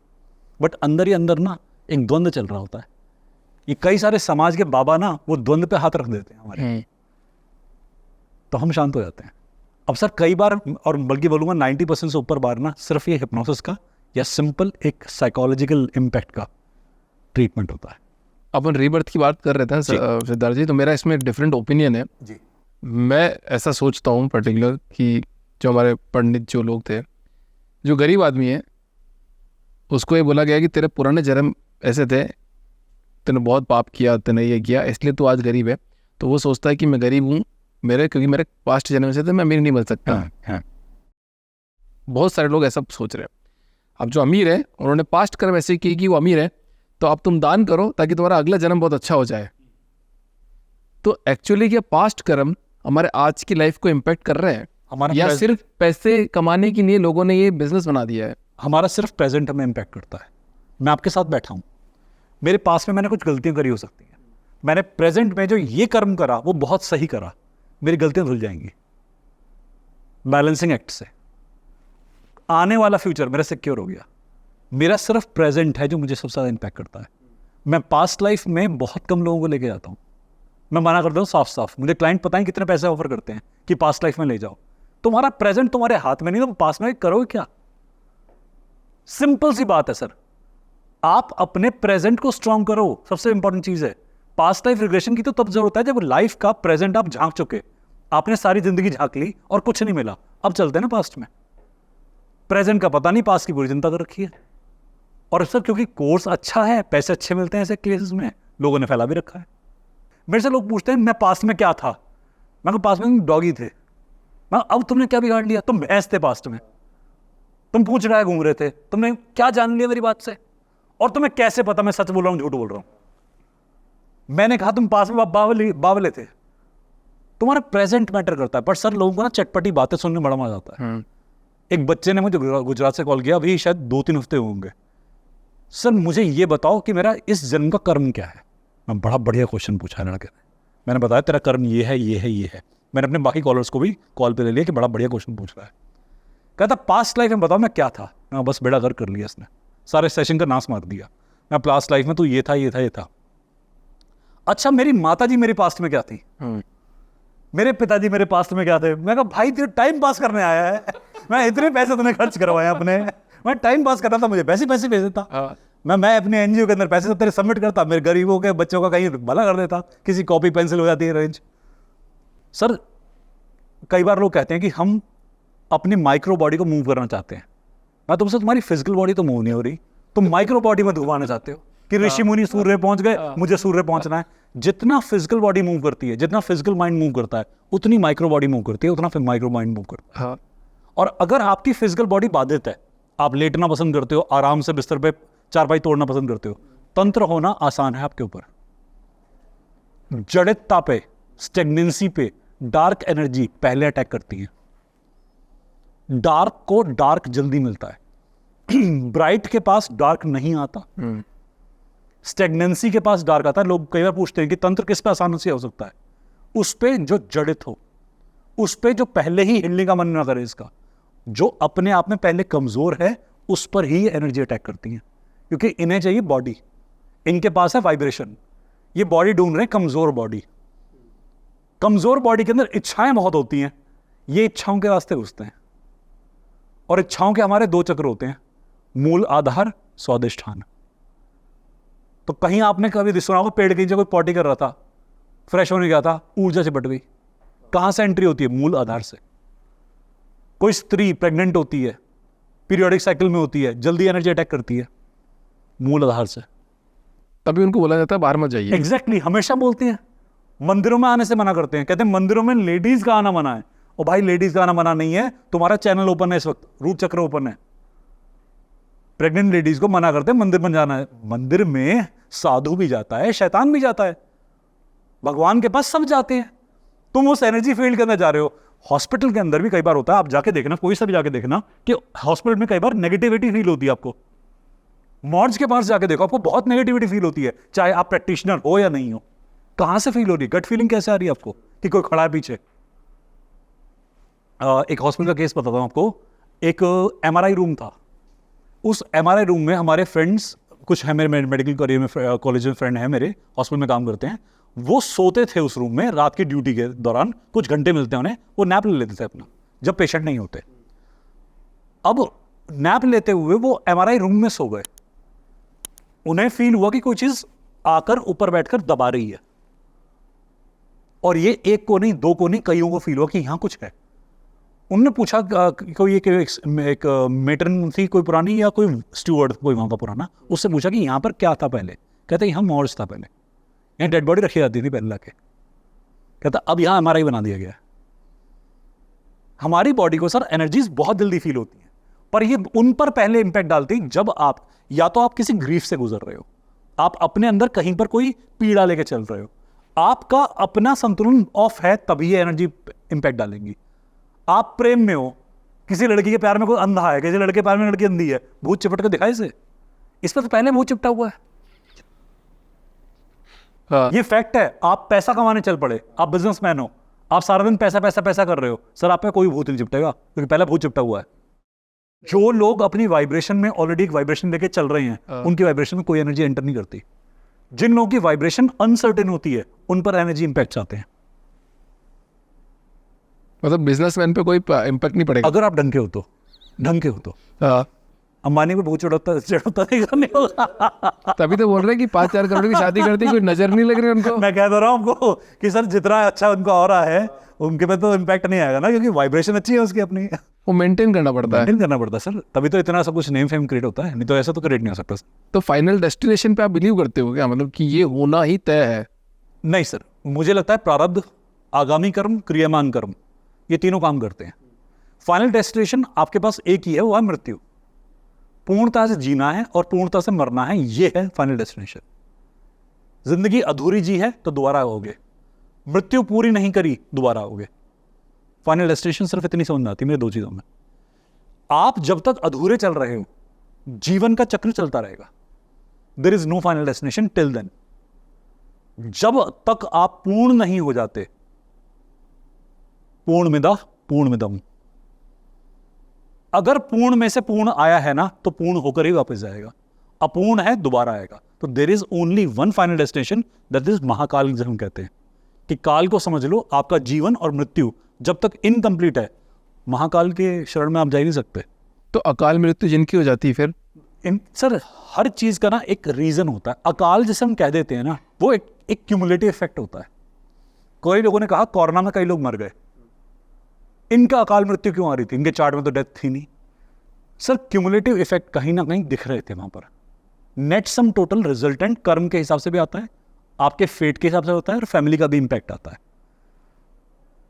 हालांकि बहुत समझाने वाली बात है, कई लोग इस पर बात पे बिलीव नहीं करते, कई लोग मानते, कई लोग नहीं मानते। बट जितने भी मैंने कोरोना में मृत्यु के चार्ट देखे, मैंने अपने पिता के मृत्यु का चार्ट भी देखा, मैंने उनका चार्ट भी उनके जाने के बाद स्कैन किया, मुझे कॉम्बिनेशन दिख गए थे। मैंने और मेरी गुरु ने बैठकर पूरे कॉम्बिनेशन ट्राई किए कि बैठते हैं ध्यान करते हैं, सर दिख गए थे। ऐसा चार्ट आज तक कोई नहीं मिला जिसकी मृत्यु हुई हो और कॉम्बिनेशन में मृत्यु ना हो। To be very very clear. और सर एक बात और बताता हूं, कई बार कैंसर के पेशेंट आते हैं और चार्ट दिखता है कि मृत्यु आने वाली है, हमने टाइम बताया, उस टाइम फ्रेम में मृत्यु हुई है। बट आपने एक बात थोड़ी देर पहले ये भी तो बोली थी कि आप मृत्यु को टाल सकते हो। आपने बोला कि यार अगर ठान लिया ऐसा कि नहीं होगा। Exhaustion of every particle leads to death, exhaustion of the frequency leads to death. अगर एक भी पॉसिबिलिटी है कि अभी भी वाइब्रेशन बची हुई है, सर सेल के अंदर ना एक साइकिल होता है, अगर आपने अपना पूरा ऑरा डिप्लीट कर दिया है, मृत्यु होनी निश्चित है। आपके जन्म पत्री में चाहे चिर आयु योग लिखा होगा, अगर ऑरा डिप्लीशन हो चुका है ना, अब नहीं बच पाएगा कोई भी। पॉसिबिलिटी हम देखते हैं चार्ट के अंदर, कर्मों से टाल सकते हैं, बट कर्म भी ऑरा के साथ साथ बता देते हैं हमें कि ऑरा ये चल रहा है, कर्म ये चल रहा है। मैं एक एग्जांपल लेके बताता हूं। कैंसर पेशेंट मेरे पास कई बार आते हैं और ऐसे से आते हैं कि 1 घंटा भी नहीं है उनके पास में, हम हीलिंग करते हैं। पेरेंट्स उनकी जो हैं या उनकी जो लाइफ पार्टनर हैं या फैमिली जो भी है, बुलाते हैं कि इन्हें पेन कम कर दो, बच नहीं सकते ही तो हमें पता है, बट पेन फ्री कर दो। बॉडी नीली पड़ी हुई है, किसी की सूजी हुई है, किसी की श्रिंक हो चुकी है, ऐसी बॉडीज आती है मेरे पास। हीलिंग करना शुरू करते हैं, चेहरे पर एक स्माइल आती है। 7 साल से चेहरे पर मुस्कुराहट नहीं थी। इसलिए तो बोला जाता था पुरानी फिल्मों में जो गुंडे होते थे उनको गोली में मार देते थे, वो वापस उड़ के आ जाते थे। सर खैर ये तो आपने एक मजेदार बात कर दी है। ये तो हम कहीं और चले जाएंगे। वो तो सर ऐसा ब्लेड लेके आते हैं ना, मिथुन जी की फिल्म में साइकिल से गोली रोक रहे होते हैं, तो खैर उधर बाद नहीं जाते, उधर कहानी कहीं और चली जाएगी। नहीं बट होता है ना ऐसे कि भैया कि आप में इतनी शक्ति है कि यार मतलब आप मर के भी वापस जिंदा होके सामने वाले को मारोगे आप। सर आप प्रेत क्यों बनते हैं, ये प्रश्न आता है बहुत बार हमसे कि प्रेत बनता ही क्यों है। मन की इच्छा, तन की इच्छा, इंसान जिंदगी में यहाँ पे बहुत सारे बैठे हैं हमारे पास में, इनके अंदर इच्छाएं होंगी, ये अपनी इच्छा की पूर्ति के लिए सब कुछ करेंगे। पर मान लीजिए इनकी डेथ हो गई, अब इच्छाएं बची हुई हैं, अब क्या होगा। बॉडी फिजिकल मर चुकी है, एनर्जी बॉडी का क्या हुआ, वो तो रिमेनिंग है ना अभी भी, क्योंकि उसमें इच्छाएं थी, वो मरना नहीं चाहती थी। फिजिकल बॉडी किसी कारण से मर गई, अब बनेगा प्रेत। असंतृप्त आत्मा प्रेत बनती है, लिखित है, वर्णित है। हाँ लिखित। असंतृप्तता का मतलब क्या होता है, अनसेटिस्फाइड। जो फ्रीक्वेंसी आपने जनरेट कर दी, आपने कहा कि मैं तब तक नहीं मरूंगा जब तक 1000 करोड़ मेरे पास नहीं आएंगे, आपकी मृत्यु हो गई, वो वाइब्रेशन को वापस क्रिएट करना पड़ेगा कुछ भी, क्योंकि आपने यूनिवर्स में ब्रह्मनाद खोल दिया। अब वापस चाहे आपको ही आना पड़े, अब आप आओगे वापस, कुछ भी होगा प्रकृति में। और ऐसा क्रिएटिविटी कई बार देखा गया है। अर्जुन के पुत्र के अभिमन्यु के बाद जो दोबारा आया अगला, उसके ऊपर भी इंपैक्ट आया, उसे भी एक युद्ध करना पड़ा। कितने ही हम महाभारत के अंदर एग्जाम्पल लेते हैं, कितने ही चीजें देते हैं कि भीष्म ने अपनी ऊर्जा रोक दी कि मैं शादी नहीं करूंगा। एक एनर्जी जो कि बहुत स्टेबल बन सकती थी, उसने अनस्टेबिलिटी को होल्ड कर लिया कि मैं भीष्म प्रतिज्ञा करता हूं। उसके चक्कर में कितनी सारी वाइब्रेशन खराब हुई। काश वो सही समय पे कह देता कि मैं साथ नहीं दूंगा, गलत के साथ नहीं रहूंगा, सही की तरफ चलूंगा, पर वो सिंहासन से बन गए। सर जब वाइब्रेशन आप लॉक कर देते हो ना, वो कहीं ना कहीं इंपैक्ट डालती है। आपने अफर्मेशन लॉक कर दी है, उसका नेगेटिव और पॉजिटिव दोनों आएंगे।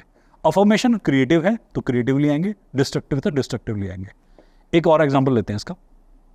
कई गुरुजी हैं इंडिया के अंदर, मानते कई लोगों ने कि उनके देह त्याग कर चुके हैं। नीम करौली बाबा, देह त्याग हो चुका है, बट आज भी उनके आश्रम में उनकी फ्रीक्वेंसी क्यों मिलती है हमें, क्योंकि उनकी एक इच्छा थी। उन्होंने एक वाइब्रेशन छोड़ी थी कि मेरे बाद भी जो भी लोग यहां आएंगे ना, उनका कल्याण होगा। ये वहां फील करते हैं, लोगों ने यही नरेशन दिया है कि हमें वहां पर कोई शॉल में लिपटा हुआ व्यक्ति, कंबल में लिपटा हुआ व्यक्ति मूव करता हुआ दिखा है। हम रात को सो रहे थे, कोई हमारे साथ में ऐसे सर पे हाथ चला रहा था। एक ने बोला, दो ने बोला, तीन ने बोला, 2000 ने बोला, बिना आपस में इंटरेक्शन करे हुए, जानते भी नहीं दूसरे को। सर ये तो ऐसा तो कोई चीज नहीं होगी। आप अगर करना चाहते हैं इसे फील, तो करके देखिए सर। मैं कहता हूँ शक्तिपीठ भी फील कीजिए, जो मैंने आपको कहा था। ज्वाला जी जाइए, आप कामाख्या देवी जाइए, आप बगलामुखी जाइए, आप इन जगह को एक बार फील कीजिए कि ये चीज बनी क्यों थी ऊर्जा। हाँ ताकि व्यूअर्स को भी एक ऑनेस्ट ओपिनियन मिलेगी। हाँ, हम जो बात कर रहे हैं खाली पाखंड के बेस पे नहीं है। आज जो मैं जितना आपसे शेयर कर रहा हूँ वो मेरा क्लिनिकल एक्सपीरियंस है। किसी के लिए हो सकता है हंसी का प्रतीक हो। बहुत लोग ट्रोलिंग करते हैं, कहते हैं पागल हैं, बकवास कर रहे हैं, ये वो गालियां देते हैं। ठीक है, हाँ कल को तुम भी इलाज कराने होगे, जब तुम्हारे मुंह से हो जाएगी तुम भी यहीं खड़े होगे, क्योंकि हमें पता है ना काम कैसे होते हैं। कितने ही लोग हैं सर, उनकी फैमिलीज आज बेहतर रिजल्ट्स पे है इन चीज़ों का यूज़ करके। टोटल नॉन बिलीवर्स थे सर वो लोग। मेरे कितने ही बैच में थे कि बिल्कुल लड़ते झगड़ते आए थे मुझसे कि हम इस बातों में बिलीव नहीं करते, आप तो पाखंडी हैं ये और वो। आज वो खुद हीलिंग पढ़ा रहे हैं लोगों को। डॉक्टर्स हैं, इंजीनियर्स हैं, PhD प्रोफेसर्स हैं। सर अगर पाखंड होता ना तो इतनी पढ़े लिखे लोग तो कन्विंस नहीं होते ना। बहुत लोग हमसे भी ज़्यादा नॉलेज रखते हैं, आपसे मेरे से सभी लोग होंगे, वो भी अगर समझते हैं इन सब बातों को, तो सर ऐसे तो नेगेटिव नहीं है। नहीं तो भाई इंडिया में ही सबसे ज्यादा मतलब इतने जो ऐसा नहीं है इंडिया सर, में सबसे ऐसा ज्यादा नहीं है। मंदिर और नहीं ये सर, देखा ऐसा जाए ऐसा बिल्कुल भी नहीं है। आप कंबोडिया में देखें तो भी है, फिलीपींस में देखें तो भी है, इवन साउथ अमेरिका में है सर। ये नाम लेते हुए बोलते हैं, आप रोमानियन कल्चर भूल गए क्या? आप ग्रीक एम्पायर भूल गए क्या? इजिप्ट के पिरामिड लोग भूल गए क्या? ये बार बार कह देते कि इंडिया के अंदर ही तुम्हें करते हो, तो दुनिया में ये कल्चर कहां से है? चाइनीज भूल गए क्या? ये भूल जाते हैं क्या सारे सारे कि मंदिर और जगह पे भी हैं। कृष्ण के अवशेष अटलांटा समुद्र के अंदर मिले, अटलांटिक ओशन के अंदर मिले। बताइए, लॉजिक बताइए इसके पीछे। वहां कैसे पहुंच गया अवशेष? द्वारका नगरी यहां थी, वहां क्या कटर करने गए थे अवशेष? इस पे डायरेक्टर ने मूवी बनाई थी। ये बात के ऊपर कहीं कोई रिसर्च में कहीं कोई नाम नहीं आता कई बार। इस पर एक साउथ के डायरेक्टर ने, क्योंकि साउथ के डायरेक्टर काफी रियलिटी पे काम करते हैं, कार्तिकेय नाम से मूवी बनाई। हाँ और सर वहां इस बात को उठाया, तब पब्लिक को पता लगा अच्छा हाँ ये बात थी, और जबकि सालों साल पहले की हमें बात पता है। कि हमारे कृष्ण के अवशेष तो हर जगह फैले हुए हैं, सब महासागरों में कई बार दिए गए हैं, कई बातें कही गई हैं सर। पर बात है कि वही इंडियंस की बात आती है ना, तो हम कह देते हैं कि आप लोग बस पाखंड फैला रहे हो। लॉजिक भी है सर। हर जगह पाखंड नहीं है सर हीलिंग को, जैसे हम रेकी वर्ड यूज करते हैं, मैं रेकी हीलर हूं, तो रेकी को कहते हैं, जापानीज कंसेप्ट है। रेकी मिकाओ उसूई ने बनाया था वर्ड, ये कॉइन किया था, यूनिवर्सल एनर्जी कहते हैं जापानीज लैंग्वेज के अंदर। मिकाओ उसूई काशी के अंदर 7 साल ध्यान करके गए थे, संस्कृत सीख के गए थे, बुद्ध का लोटस सूत्र पढ़ा था, स्वधर्म पुंडरीक पढ़ा था। ये लोग जानते ही नहीं इन बातों को और कह देते हैं तुम लोग बस अपनी कहानियां बनाते रहते हो, बेच देते हो। अथर्ववेद पढ़ा था, मैं अपने रेकी के नोट्स में अथर्ववेद के पेजेस देता हूं सर, खुद पढ़ लो, तुम्हारे इधर ग्रंथों में क्या लिखा है। पर बात यह है ना, हम पढ़ते नहीं है।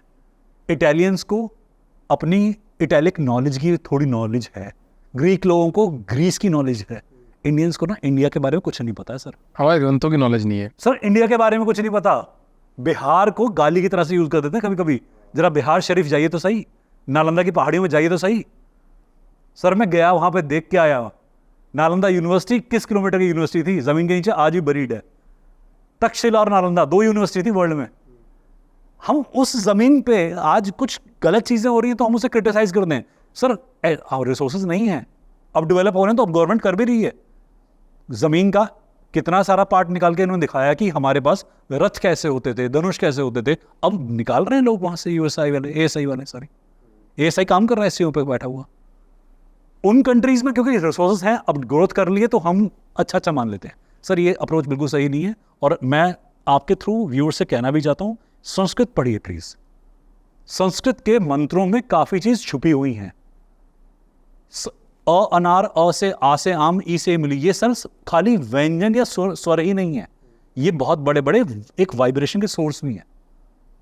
देवनागरी देवों की लैंग्वेज थी, संस्कृत उससे डिराइव होकर आई थी। तो इनकी वाइब्रेशन, जब आप, जैसे मैं गायत्री मंत्र का पाठ करता हूं, आप एक ऊर्जा फील करेंगे सर इसमें। महामृत्युंजय का पाठ करते हैं, खाली ओम बोल देते हैं सर, कमरा गूंज जाता है इतने में। तो ये इस वाइब्रेशन थ्योरी पे बना था। संस्कृत में एक्चुअली में वाइब्रेशन थ्योरी बहुत तकड़ी है। आप अगर कुछ ना करें, बच्चों को अ अनार से ई इमली तक पढ़ने को कह दें, उनका ऑरा देखें, और इंग्लिश में ए टू जी पढ़ने को कह दें, उनका ऑरा देखें। तो शिव पुराण में तो ये लिखा हुआ है ना कि अगर आप ओम का उच्चारण, ओम मंत्र का उच्चारण, क्योंकि पंचाक्षर मंत्र है, इसी से सारे मंत्र की उत्पत्ति हुई है, और अगर आप इसका 5 करोड़ बार जाप कर लेते हो तो आपको जो भी आपको कार्य करने होंगे वो अभिष्ट कार्यों की प्राप्ति होगी, सिद्धि प्राप्त होती है सर। और ओम ऐसा है, उसमें आपकी जबान की जरूरत नहीं होती। एक गूंगा व्यक्ति भी ओम बोल सकता है। आप ओम बोल के देखो, आपकी जीभ कहाँ है, हवा में। ओम कहीं नहीं लग रही, ना नीचे ना ऊपर। ओम को शरीर की जरूरत नहीं है, ओम ऊर्जा का माध्यम है। अब कई लोग कहते हैं कि तुम हिंदुस्तानियों ने तो ये बना रखा है, आजकल तुम हर किसी की चीज को इंडियनाइज करके प्रेजेंट कर देते हो। This is not the approach. अब ये ना बहुत, ये सपनों की बहुत बात आती है कि लोगों को भूत के बहुत सपने आते हैं। मेरा एक फ्रेंड है, उसको इतने सपने आते हैं भूत के सर, इतने सपने आते हैं कि उसको लगता है कि रोज वो तो या तो भूतों से लड़ाई कर रहा होता है, या उसके बीवी बच्चों को बचा रहा होता है, या खुद बच रहा होता है, और सुबह उसकी हालत देखो तो ऐसी हो रही होती है कि यार ये साला भूतों ने परेशान कर दिया रात भर। भूत, प्रेत, पितृ सपने में आने में कॉन्शियस और सबकॉन्शियस दोनों का काम होता है, और एक आपके पास प्रेमनिशंस का भी काम होता है।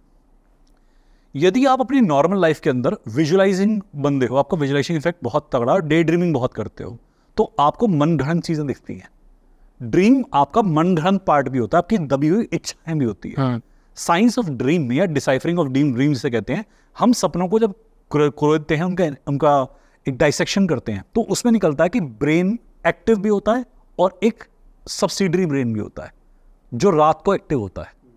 साइलेंट ब्रेन कहते हैं, सबकॉन्शियस कहते हैं। सबकॉन्शियस के अंदर गाइडेंस भी आती है, पर आपको पहले अपने आप को शांत करना होता है उस गाइडेंस का पार्ट रिसीव करने के लिए। तो 90% ऑफ द ड्रीम में से 10% गाइडेंस है, 80% फेकनेस है। आप जो चाहते हो ड्रीम में आ जाता है बहुत बार। जैसे मान लो, मेरे पास कई एग्जांपल आते हैं कि सर मैंने आज सुबह एक मृत्यु देखी और वो इंसान मेरे सपने में था। मैं मृत्यु देखने के बाद था ना, तुझे कोई बताया भी ना कि मृत्यु हुई है, फिर तेरे सपने में आ जाए कुछ, इंट्यूशन है। हाँ, अब तुझे बताया गया कि इंफॉर्मेशन पहुंचाई, अब तेरे ड्रीम में कोई आ रहा है, तो एक्चुअली तेरा विजुअलाइजेशन है। नहीं बट अपन भूतों की बात कर रहे हैं ना कि उसके सपने में भूत आ रहा है। सर, मतलब वो भूत पिशाच ऐसे डरावने दृश्य आ रहे हैं, बोल रहा है कि भूत आ रहे हैं। क्या है, मैं उसी बारे में बात कर रहा हूं कि भूत क्या होता है। किसने नरेशन दिया भूत का? तो दोस्त ने दिया मुझे तो। नहीं, दोस्त को किसने नरेशन दिया? ये समाज को किसने बताया भूत एक ऐसा होता है? भूत एक बहुत डरावना होता है। हाँ, तो टक्सीडो में भूत क्यों नहीं आते? शिफॉन की साड़ी में भूतनी चुड़ैल क्यों नहीं आती? चुड़ैल चिपट गई, कैरेक्टरलेस है। भूत चिपट गया, कैरेक्टरलेस है। हमने नरेशन बनाया ना कि भूत का मतलब है past, something that has been stuck to the past. हम उसका एक मेंटल प्रोजेक्शन बनाते हैं और वो फिर हमें तंग करता है। सर, गॉड भी ऐसा ही एक मेंटल प्रोजेक्शन भी हो सकता है। कई लोग ऐसे बोलते हैं कि जैसे आपने घोस्ट बनाया ऐसे ही तो गॉड है। आपको किसने बताया शिव जी कैसे दिखते हैं? आपको किसने बताया गणेश जी कैसे दिखते हैं? प्रोजेक्शन है। जब आप ध्यान करते हुए या सोते हुए ऊर्जा पिंड में अपने ईश्वर को देखते हो, देन इट इज रियल। कई बार आप क्या होता है, जैसे कई लोग कहते हैं ध्यान में गए, दुर्गा माता आ गई, कोई भूत आ गया, कोई आकृति आ गई, तो आप एक आर्टिस्ट के नरेशन तक सीमित हो। आपका भगवान कौन है? आपकी आस्था किसमें है? भगवान में। कौन सा? महादेव। महादेव। रूप जो है कैसा?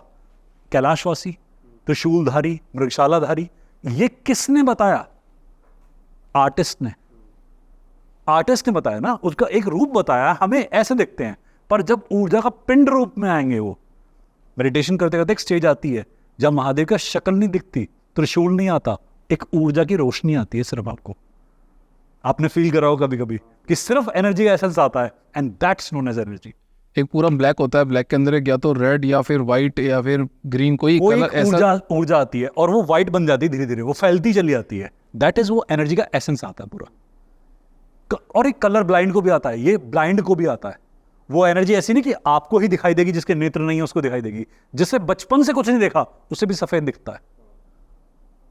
महादेव वो नहीं है जो मेरे को, मैं ब्लाइंड हूं तो मुझे महादेव दिख ही नहीं रहे कि मेरे महादेव कहां, पता नहीं, लोगों ने कहा था ऐसे होते तो मैंने विजुलाइज कर लिया। महादेव वो नहीं है, महादेव शक्ल के मोहताज नहीं है, महादेव ऊर्जा में आते हैं। हमें जो दैत्य दिखते हैं, जो असुर दिखते हैं, सर हमारा पहले इसमें मेंटल प्रोजेक्शन का बहुत सारा काम होता है। अगर अपने इस दोस्त को आप बोलें कि वो 15-20 दिन मेडिटेशन करके मन को शांत करे, सर ये सपने आने शांत हो जाएंगे। वो फुल मेडिटेशन करता है। मेरे पास कई बार लोग आते हैं कि 40 साल से मेडिटेशन कर रहे हैं। हर बॉडी के लिए, हर एनर्जी के लिए मैं मेडिटेशन डिजाइन करता हूँ। हमारा 5 से 6 बजे मेडिटेशन का एक सेशन होता है। मैं उसमें पहले ऑरा स्कैन करता हूँ, गाइडेंस लेता हूँ कि आज मेडिटेशन कौन सा कराना है। तो कभी NLP, कभी म्यूजिक थेरेपी, कभी हिप्नोसिस, कभी पास्ट लाइफ रिग्रेशन, उनमें बहुत सारे मेरे थेरेपी सेशंस होते हैं। हर ऑरा का ना हर दिन एक डिफरेंट जोन होता है। आपको पता होगा, सुबह उठते हो एक से नहीं होते। आज आपका ऑरा कैसा है, उसके हिसाब से ध्यान कीजिए। कई बार लोग करते हैं हम एक ही चक्र पे ध्यान करें 10 साल से, सही नहीं है। हर चक्र पे देखिए आपका सुर कहां लगता है। आज जैसे बांसुरी बजाते हैं, सारे गामा पाधा निसा, एक दिन कोई एक सुर होता है बड़ा गहरा लगता है आपका। ऐसे ही सुर होता है मेडिटेशन का भी, कि आज कौन से सुर का मेडिटेशन लग रहा है। लोग एक साथ ध्यान करते हैं, ऐसे ध्यान से बोर भी हो जाते हैं और रिजल्ट भी नहीं आता। अपने इस फ्रेंड को बोलिएगा ध्यान की डिफरेंट वैरायटी तैयार करें, या प्रैक्टिस कर ले थोड़े दिन के लिए कुछ ऐसा ध्यान जिसमें कि 4-5 वैरायटी कवर हो जाए। तो आप ये बोलोगे ये जो भूत वगैरह सपने में आते हैं तो वो सिर्फ एक कई बार परिकल्पनाएं होती हैं, सिर्फ परिकल्पना, कई बार। बट वो बोल रहा है कि यार उसको ऐसा लग रहा है वो लड़ रहा है, मतलब उसकी बच्ची के अंदर भूत आ गया है और वो बच्ची को पकड़ के ले जा रहा है, देन उसको मार रहा है। एक बार इसका साइकोलॉजिकल इवैल्यूएशन कराना शांति से, एक हीलर से। इसके मन के अंदर कई सारी चीजें निकलेंगी। बचपन में कई बार लोग कहीं बंधे होते हैं, कोई कोने में फंस जाते हैं, अंधेरे में काफी रहे होते हैं, लाइट से डरते हैं, अंधेरे से डरते हैं। उनके ऊपर भूतों की परिकल्पनाएं बहुत इम्पैक्ट करती हैं। मैंने एक रिसर्च करी थी कि डार्क से जो लोग डरते हैं, या बचपन में कहीं अलमारी में फंस जाएं, कहीं कैबिनेट में ब्लॉक हो जाएं, जमीन के नीचे, बेड के नीचे जमीन का हिस्सा होता है, वहां फंस जाएं, बहुत देर तक रह जाएं, तो डर जाते हैं। उनके भूतों की ना परिकल्पना कुछ अलग लेवल की होती है। मैं आपसे एक एक्सपीरियंस शेयर करता हूँ। अभी ये टाइम्स ऑफ इंडिया में हमारे पास में एक सज्जन थे, उन्होंने इंटरव्यू लिया था हमारा, तो वहाँ भी ड्रीम्स की बात चल रही थी। हमने ड्रीम्स की बात उनसे भी की थी। तो एक एक्सपीरियंस शेयर किया था हमने कि एक मेरा मित्र था, उससे दिखता था कि सपने में वो नेकेड मूव कर रहा है, उसके पास कपड़े नहीं है, और कई सालों से ऐसा हो रहा है कि लोग हंस रहे हैं उसके ऊपर कि मैं नग्न हूँ और सपने में जा रहा हूँ, और डेली के डेली उस ड्रीम को देखकर उसे बड़ा वियर्ड फील होता था कि मैंने अपने आप को नंगा देखा, लोग हंस रहे हैं मुझ पर। मैं एक काम करता था, ड्रीम में चलते हैं, ध्यान में लेके गया, उस ड्रीम में लेके गया उसे। मैं भी साथ में हूँ, आज मैं भी हूँ उस ड्रीम में। पूरा विजुलाइज कराया और मैं ड्रीम में मैं भी था, मैं तुझे एक एक करके कपड़े दूंगा। पहले मैंने उसके इनर गारमेंट्स दिए, फिर मैंने एक करके आउटर गारमेंट्स दिए, फिर बहुत सुंदर ड्रेसअप कराया और मैंने वहां फिर उस ड्रीम को कंप्लीट कर दिया। अब देखिए दोबारा आता है कि नहीं आता, दोबारा कभी नहीं आया उसको वो ड्रीम। वाह। सर ड्रीम की साइंस को कैप्चर करने का मेथड होता है। बचपन के जो हॉरर्स होते हैं ना, वो इंसान की पर्सनैलिटी को बहुत बार बना देते हैं। तो बताओ, किसी को बिजनेस में अगर सक्सेस पानी है तो वो कैसे पा सकता है, मतलब आपकी थेरेपी की? प्रोजेक्शन। बिजनेस में सक्सेस मिलती है प्रोजेक्शन से। जैसे आपके पास एक प्रोजेक्शन आया, आपने कहा कंपनी को कि मैं तुम्हारे को बिजनेस में इतनी इतनी ग्रोथ दे दूंगा, तो पहली चीज क्या थी आपके पास? Projection, blueprint. माइंड की जो प्रोजेक्शन स्किल होती है हमेशा एनएलपी में डेवलप करते हैं। कई लोग आते हैं हमारे पास कि सर बिजनेस करना है मुझे, मेरा माइंड प्रोजेक्शन नहीं कर पा रहा, केमिस्ट्री का पेपर है, मैं विजुलाइज ही नहीं कर पा रहा कि पेपर में सक्सेसफुल होऊंगा या फेल होऊंगा। अब मेरी बैंड बज रही है, पेपर से पहले डर लग रहा है, मैंने उसके माइंड में एंट्री करी, उसके साथ में एक थेरेपी करी, छोटा सा मेडिटेशन करा और उसे गहरी अवस्था में ले गया। अब क्या है कि वो अपने केमिस्ट्री के पेपर में बिठाया, मैंने उसे 100 आउट ऑफ 100 का पेपर का प्रोजेक्शन दे दिया। मेरा काम खत्म, मैं बाहर आ गया। अब माइंड को थ्योरी मिल गई कि भाई सक्सेस मिल सकती है, 100 में 100 आ सकते हैं, कॉन्फिडेंस मिल गया।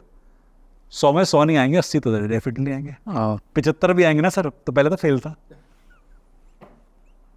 माइंड को बिजनेस में हो या लाइफ के किसी इवेंट में हो, एक प्रोजेक्शन देना जरूरी है। सिर्फ वो प्रोजेक्शन दे दो, अपने आप चीजें हो जाएगी। दिमाग अपना काम करता है। आप कहते हो कि उधर कोई खड़ा है, अच्छा हाँ उसके हाथ भी हैं, अरे मैंने पैर भी देखे थे, हो गया प्रोजेक्शन। पब्लिक है, कुछ भी कह दो, पत्थर में से खून निकल रहा था, हाँ मैंने देखा, उसकी आंखें भी थी, इनको सब दिख जाएगा। और इन्हें कह दो कि भगवान है, मन में भरोसा रखो, हनुमान के नाम का जप करो, करुणा निधान है, ठीक कर देंगे। हाँ मुझे ताकत आ गई। माइंड प्रोजेक्शन करता है सर। आपने ऑरा की बहुत बात करी, बार पूरे पॉडकास्ट में हमने ऑरा बहुत बोला है, तो आप बताओ मेरे साथ बैठ के आपको कैसा ऑरा लग रहा है, क्या फील हो रहा है आपको? देखो ऑरा हर चीज में होता है। ऑरा नॉन लिविंग में भी होता है, लिविंग का भी होता है। जब आप एक पर्सपेक्टिव से काम करते हो, आपके ऑर्गन भी काम कर रहे हैं, उनका अपना इंडिविजुअल ऑरा भी है और आपका क्यूमुलेटिव ऑरा भी है। मतलब एक बॉडी का अगर हम इन सबको देखें तो एक क्यूमुलेटिव ऑरा भी है कि इन सबको देखकर एक नेट सम टोटल इंपैक्ट आता है।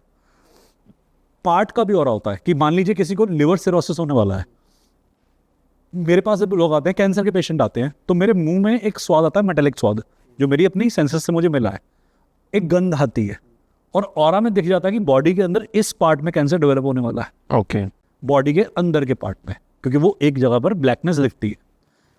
जब हम किससे मिलते हैं तो ऑरा ही इंपैक्ट देता है, अट्रैक्टिव हो या रिपल्सिव हो। आप बिजनेस कर रहे हो, सक्सीड हो रहे हो, पर आप देखना कि आप अपना ऑरा जब वाइब्रेंट कर दोगे तो आपकी सक्सेस का रेट कहां पहुंचता है। वाइब्रेंट मतलब? देखो, आप मुझसे मिले, मुझसे बात करी, एक टेंडेंसी तो ये जनरेट होगी छोड़ना यार, एक टेंडेंसी क्या है यार सर बोर हो गए, एक होती है यार मजा आ गया। वाइब्रेंस ना किसी के साथ क्लिक करा देती है आपको। मेरी हर बात से होता है क्लिक ना हो आप, हो सकता है आप ऐसे हो क्लिक ना हो, रूम में कोई और हो, एक व्यक्ति की क्लिक ना हो, बट ऐसा हो सकता है कि पूरी टीम में से कहीं ना कहीं किसी को बहुत कुछ मिल रहा होगा, क्योंकि उसे हर पॉइंट वो मिल रहा है जो कि उसका कंटेंट है उसका। ऑरा यही होता है। वो एक इंडिविजुअल के लिए भी स्पेशल हो सकता है, वो पीपल टू पीपल भी डिपेंड करता है, पर्सन टू पर्सन भी डिपेंड करता है, एक इंडिविजुअल क्यूमुलेटिव इफेक्ट भी होता है। जैसे मान लो हमें मेडिटेशन करने की प्रैक्टिस है, तो हमारा ऑरा अट्रैक्टिव बना सकते हैं, एक पैटर्न ऑफ मेंटेलिटी को अडेप्ट करके वो एक्टर कर लेते हैं। आप शूटिंग फील्ड से, आपको पता है कि हम जैसे कैमरा ओपन होता है हमारा एक ऑरा आना शुरू होता है। हाँ, हम अपनी आंखों को भी मॉड्यूलेट करते हैं, अपनी हंसी को भी मॉड्यूलेट करते हैं। ऑफ द कैमरा हम थोड़े से कभी डल होते हैं, राइट। कैमरे पर हम ब्राइट प्रेजेंट करना चाहते हैं। आप बच्चन साहब को देखो, कैमरे पे आते हैं, उनका ऑरा एकदम शिफ्ट लेते हैं, और ऐसा मिरेकलस ऑरा है कि भाई कोई खड़ा नहीं हो सकता उस आदमी का। मेंटल प्रोजेक्शन बहुत बड़ी चीज है। ऑरा है बेसिकली आपके आसपास का इलेक्ट्रोमैग्नेटिक फील्ड। ये आपकी सोच से, आपके खान पान से, आपके उठने बैठने, व्यवहार, किस तरीके से आप ग्रीट करते हो, किससे कैसे बात करते हो, हर चीज से मॉड्यूलेट होता है। शुरुआत होती है इसकी अपने आप को कैसा देखते हो। यदि मैं अपने आप को वीक देखता हूं तो मेरा ऑरा कैसा है? Diminish, timid. यदि मैं अपने दिमाग में ब्राइट हूं, दुनिया से भाड़ में, मैं चौधरी हूं। ये पहले होना चाहिए कि भाई बंदा ग्रेट है। दुनिया इसी पर टैलेंट बेस्ड है। दुनिया क्या सोचती है, कल अलग सोच लेगी। आज फैन है, कल फॉलोअर नहीं रहेंगे। कल नहीं है परसों और हो जाएंगे, कोई फर्क नहीं पड़ता, बट आपकी अपनी प्रोजेक्शन डिपेंड करती है। अभी मैं कई बार अपने क्लाइंट्स को बोलता हूँ कि अपना व्यवहार डिप मत करना, अपना ऑरा डिप मत करना। समय आज मुश्किल वाला है, कल इजी हो जाएगा, बट ऑरा एक बार डिप हो गया ना, पैटर्न फिक्स हो गए ना लाइफ के, कि अगर आप आज होपलेस हो कल भी होपलेस रहोगे। उससे कभी मत छेड़ो, उसे हमेशा एनर्जेटिक रखो कि भाई समय खराब है ना तो कोई बात नहीं, समय चेंज हो जाएगा, मैं क्यों खराब हूं, दुनिया मेरे साथ नहीं है, हो ना हो मैं अकेले काफी हूं। टेंशन मत लो इस बात की कि क्या होना है, वक्त जब चेंज होगा ना आपका स्टाइल स्टेटमेंट वैसा ही मेंटेन रहेगा। राइट। लोग अपना ऑरा डिमिनिश कर लेते हैं। ऑरा का मतलब आभा मंडल होता है, आभा क्षेत्र होता है। पुराने टाइम पे औरतें घर में आती थी शादी होकर, कहते थे इसकी आभा ऐसी है कि परिवार में बढ़ोतरी लाएगी, इसके पैर आभा जो वाले पैर हैं घर में बढ़त लाएगी। और आजकल ना आदमी का और ऐसा ना औरत का, फिर कहते हैं सर फैमिली का और ना डल हो रहा है, कुछ कर दो। मगर दोनों कलेश की जड़ बैठे तो है। बहुत बार हम अपने अंदर अपनी विचारधारा को ठीक नहीं रखते। मैं अपने सेशंस में कई बार, आपको अभी सुन के देखना, मैं कहता हूँ स्माइल मेंटेन करो, मनोस मुंह बना के मत बैठो। सही बात। मैं कहा देखो मेरा दिन खराब मत करो, मैं तुम मेरा हसीन मुंह देख रहे हो, मैं तुम्हारे मनोस मुंह देख रहा हूँ, मैं मेरे साथ कैसे न करो, मैं मुंह छुपा लूंगा अपना। लास्ट ईयर क्या हुआ कि ना सब मेरा बर्थडे था, मैंने बोला यार तुम मेरे फाउंडर का बर्थडे ऐसे बता रहे हो, तुम्हारी शक्लें मेरे को देखने में पसंद नहीं है। उसके बाद आज का दिन है, ये लोग मतलब गजब पार्टी, मतलब भयंकर लेवल पे पार्टी थ्रो कर रहे हैं। देखो क्या होता है, आप अपने ऑरा से ही जीतते हो। सिंपलिसिटी में भी ऑरा होता है, सुपरफिशियलिटी में ऑरा नहीं होता। कई बार ना लोग ओवर करना पसंद करते हैं। ओवर मत कीजिए, नॉर्मल भी कीजिए, बट एक अच्छा तो कीजिए, थोड़ा अच्छा लगे। जितना आप कर सकते हैं उतना बेहतर तो कीजिए, उस रेंज में तो जाइए। प्रयास जब 0% का भी नहीं है तो ऑरा कहां से क्रिएट होगा। ऑरा से हम किसी की आने वाली चीज़ों की संभावनाएं बता सकते हैं। जैसे आपका ऑरा मैं देख रहा हूँ, कैलकुलेट कर लूँ, आपको मैं और थोड़ा डीप स्कैन करूँ of the camera for sure, जब आप रियल होते हैं, मैं आने वाले 10 साल में आपको कौन कौन सी डिसीज होंगी इन तक की कैलकुलेशन लिख दूंगा आपको। हमने कई लोगों को बताया कि आपके 4 महीने के बाद में लिवर पे इम्पैक्ट आएगा, किडनी पे इम्पैक्ट आएगा। ऑरा स्कैनिंग में समझ में आ गया, और वही बीमारी डेवलप हुई बाद में। पहले टेस्ट कर लेंगे ना जी। विबग्योर होता है, वॉयलेट ऊपर होता है, आर नीचे होता है, ये विबग्योर होता है ह्यूमन बॉडी के अंदर, सतरंगी धनुष कहते हैं इसे, इंद्रधनुष। अगर ये विबग्योर ब्लैक में कन्वर्ट होना शुरू हो जाए, ग्रे में कन्वर्ट होना शुरू हो जाए, अब ब्लैक जो है एक एनर्जी सेंटर कलर नहीं है, आपके सातों चक्र का कलर नहीं है। Grey, black, dark brown, muddy, ये आपका नेचुरल कलर नहीं है। जब ऑरा का कलर ऐसा होना शुरू हो जाए तो समझ लो कुछ आने वाला है, कोई विपदा आने वाली है, कोई मुसीबत आने वाली है। अगर यहां पर किसी का मडी कलर आ जाए, समझो उसकी कंसेप्ट बहुत खराब हो रखी है। कंफ्यूजन वाला माइंड जो होता है, या राहु की दशा में जब हम किसी का ऑरा स्कैनिंग करते हैं तो कई बार कालख दिखती है।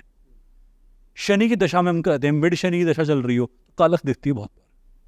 समझ में आता है कि इंसान कंफ्यूज चल रहा है, अभी पूरी पर्सनालिटी कंफ्यूज है, बॉडी में टॉक्सिन्स बहुत डेवलप हो रहे हैं, इंसान सप्रेशन कर रहा है, किसी का अपनी बात कहने की हिम्मत नहीं होती। कई लोग कहते हैं मैं अपने आप को एक्सप्रेस नहीं कर पाता, अपने मन की बात कह नहीं पाता।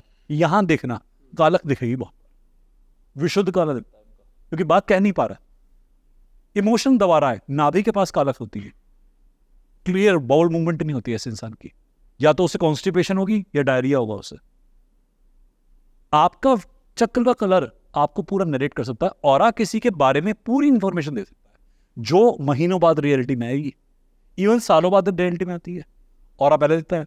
हमारे ऋषि मुनि जब अपने क्षेत्र में जाते थे, भक्तों के पास में जाते थे, या अपने लोगों के नगरों के में जाते थे, उनका ऑरा उनके आने से 1 महीने पहले इम्पैक्ट दे देना शुरू करता था। मैं आपको महाभारत से एक रेफरेंस कोट करता हूं।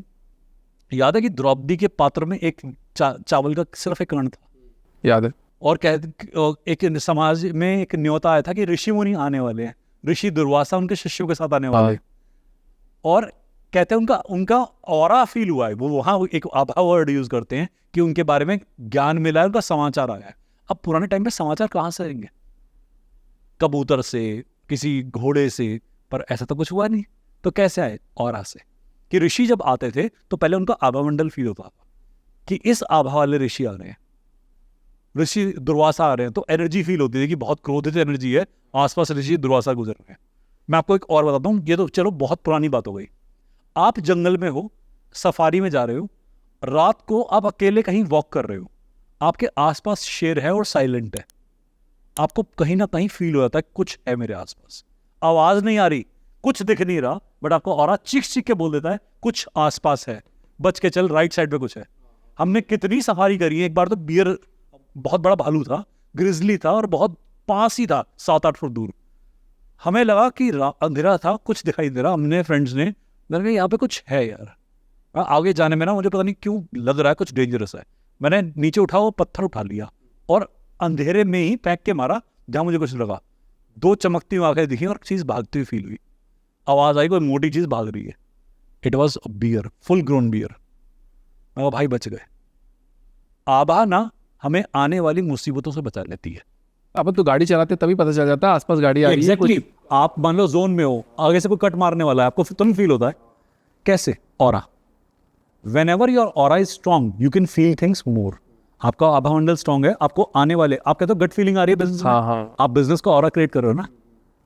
अगर मान लो आप सेम, मैं अब हीलिंग का ऑरा क्रिएट कर रहा हूं तो मुझे हीलिंग की चीजें फील होती हैं। मेरी जो सोच है वो मुझे उस ऑरा को फील भी करा देती है ना। आपने मुझसे पूछा यार कोई हैवी एनर्जी है, मैं काम करता हूं, मेरे को फील होती है।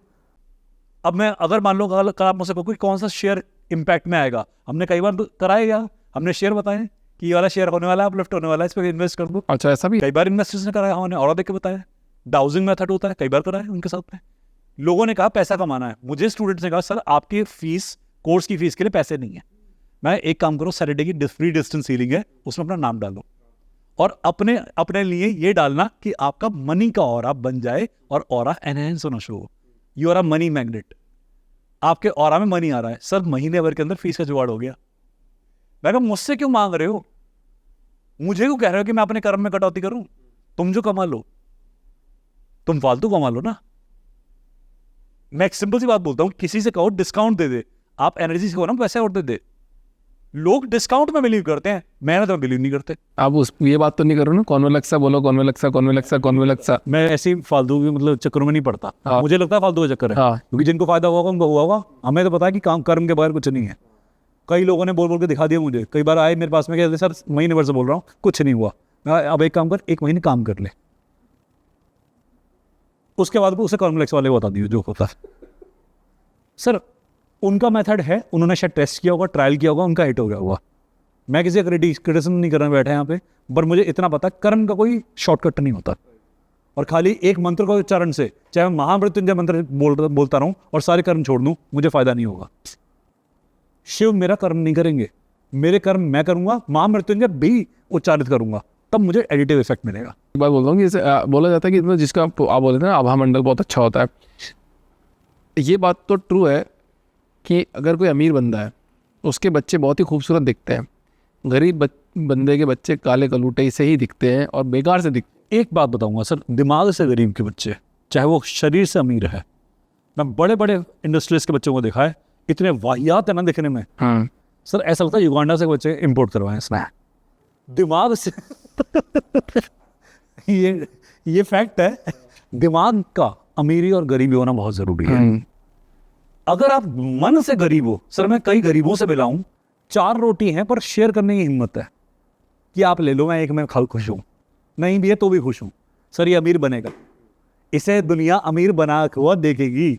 सर अमीरी ना पहले सोचना आती है। बट ये तो जैसे बोला जाता है कि मतलब सब कुछ अच्छी फैमिली, बहुत अच्छी फैमिली है, पैसा भी अच्छा कमाते हैं, सब कुछ सेट है, बट फिर भी एक ऐसी एनर्जी होती है जो सब कुछ डिसबैलेंस करके रखती है। मन की शांति ना संस्कार से आती है ना। आप जितना मर्जी पैसा कमा लो, अगर आप आध्यात्मिक नहीं हो तो पैसा क्या आपको शांति देगा? इतने बड़े बड़े नाम मैं बता सकता हूँ देश के इंडस्ट्रीज के, ये क्यों मेडिटेशन करते फिरते हैं, ये क्यों बत्तियां दिखाते फिरते हैं? अगर मेरी साइंस पाखंड है, कई लोग कहते हैं आप पाखंडी हो, तो इतने बड़े बड़े लोगों को फायदा कैसे हो रहा है? और अगर पाखंड करके फायदा हो रहा है, तुम भी कर लो ना, फायदा हो जाओ पाखंडी। बट ये लोग तो मेहनत कर रहे हैं ना सर। यही मेरा पॉइंट है सर, यही पॉइंट है। लोग ये पॉइंट मिस करते हैं कि मेहनत के साथ में एस्ट्रोलॉजी, न्यूमरोलॉजी, कोई लॉजिक काम करता है, साथ में संस्कार भी ऐड करने पड़ते हैं, थोड़ी सी आपको साथ में स्पिरिचुअलिटी ऐड करनी पड़ती है। क्यों इतने बड़े बड़े लोग सर हालात में माला ली जपते हैं? अगर सब कुछ दुनिया में आध्यात्मिक के अलावा भौतिक ही होता तो भौतिक से तो दुनिया बड़ी अच्छी चल रही थी ना। क्यों शिव को इतना मानते हैं लोग? क्यों महादेव की इतनी उपासना करते हैं? बड़े बड़े लोग करते हैं सर। बड़े से कहते हैं ना महादेव का नाम, एकदम आंखों के अंदर शर्म आ जाएगी। करते हैं उपासना। घर में आप अगर अपने संस्कारी माहौल थोड़ा सा और आध्यात्मिक माहौल रखेंगे, बच्चे आपके डेफिनेटली हीरा हैं। आज नहीं चमक रहे, कल अवश्य चमकेंगे ही चमकेंगे। हालात बदलते हैं सर।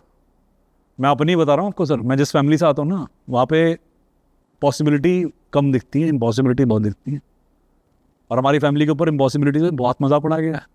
आज भी कई बार लोग इम्पॉसिबिलिटी का डिस्कशन करते हैं। मेरे पास पॉसिबिलिटी है, जिनका करते होंगे उनको करते होंगे। मेरे फादर मुझसे हमेशा कहते थे, बेटा पैसा बचा, पैसा बचा, पैसा मत खर्च कर, पैसा बचा। मैं कहा पापा ये क्यों नहीं कहते, और कमा, और कमा, फिर बचा, और कमा, और फिर बचा। कहते बहुत देर तक चुप रहे। उसका बोल सब कहते यार मेरे बाप ने कभी नहीं कहा मुझे ऐसी बात। कहते ये तो मेरी समझ में नहीं आया हाँ, कि पैसा और भी कमा सकते हैं। हाँ पापा, लॉजिक तो यही कहता है ना कि अगर मैं एक काम करूंगा तो मुझे 1 रुपया आएगा, मैं 10 काम करूंगा 10 रुपये आएंगे। मैं मुझे इसे खाता हूँ 10 काम कैसे करते हैं। आप कह रहे हो ना 1 कर 10 लगवा दो। अब मेरी इच्छाएं भी पूरी होंगी और मेरे आगे भी जिनकी इच्छाएं जुड़ी हैं वो भी पूरी होंगी।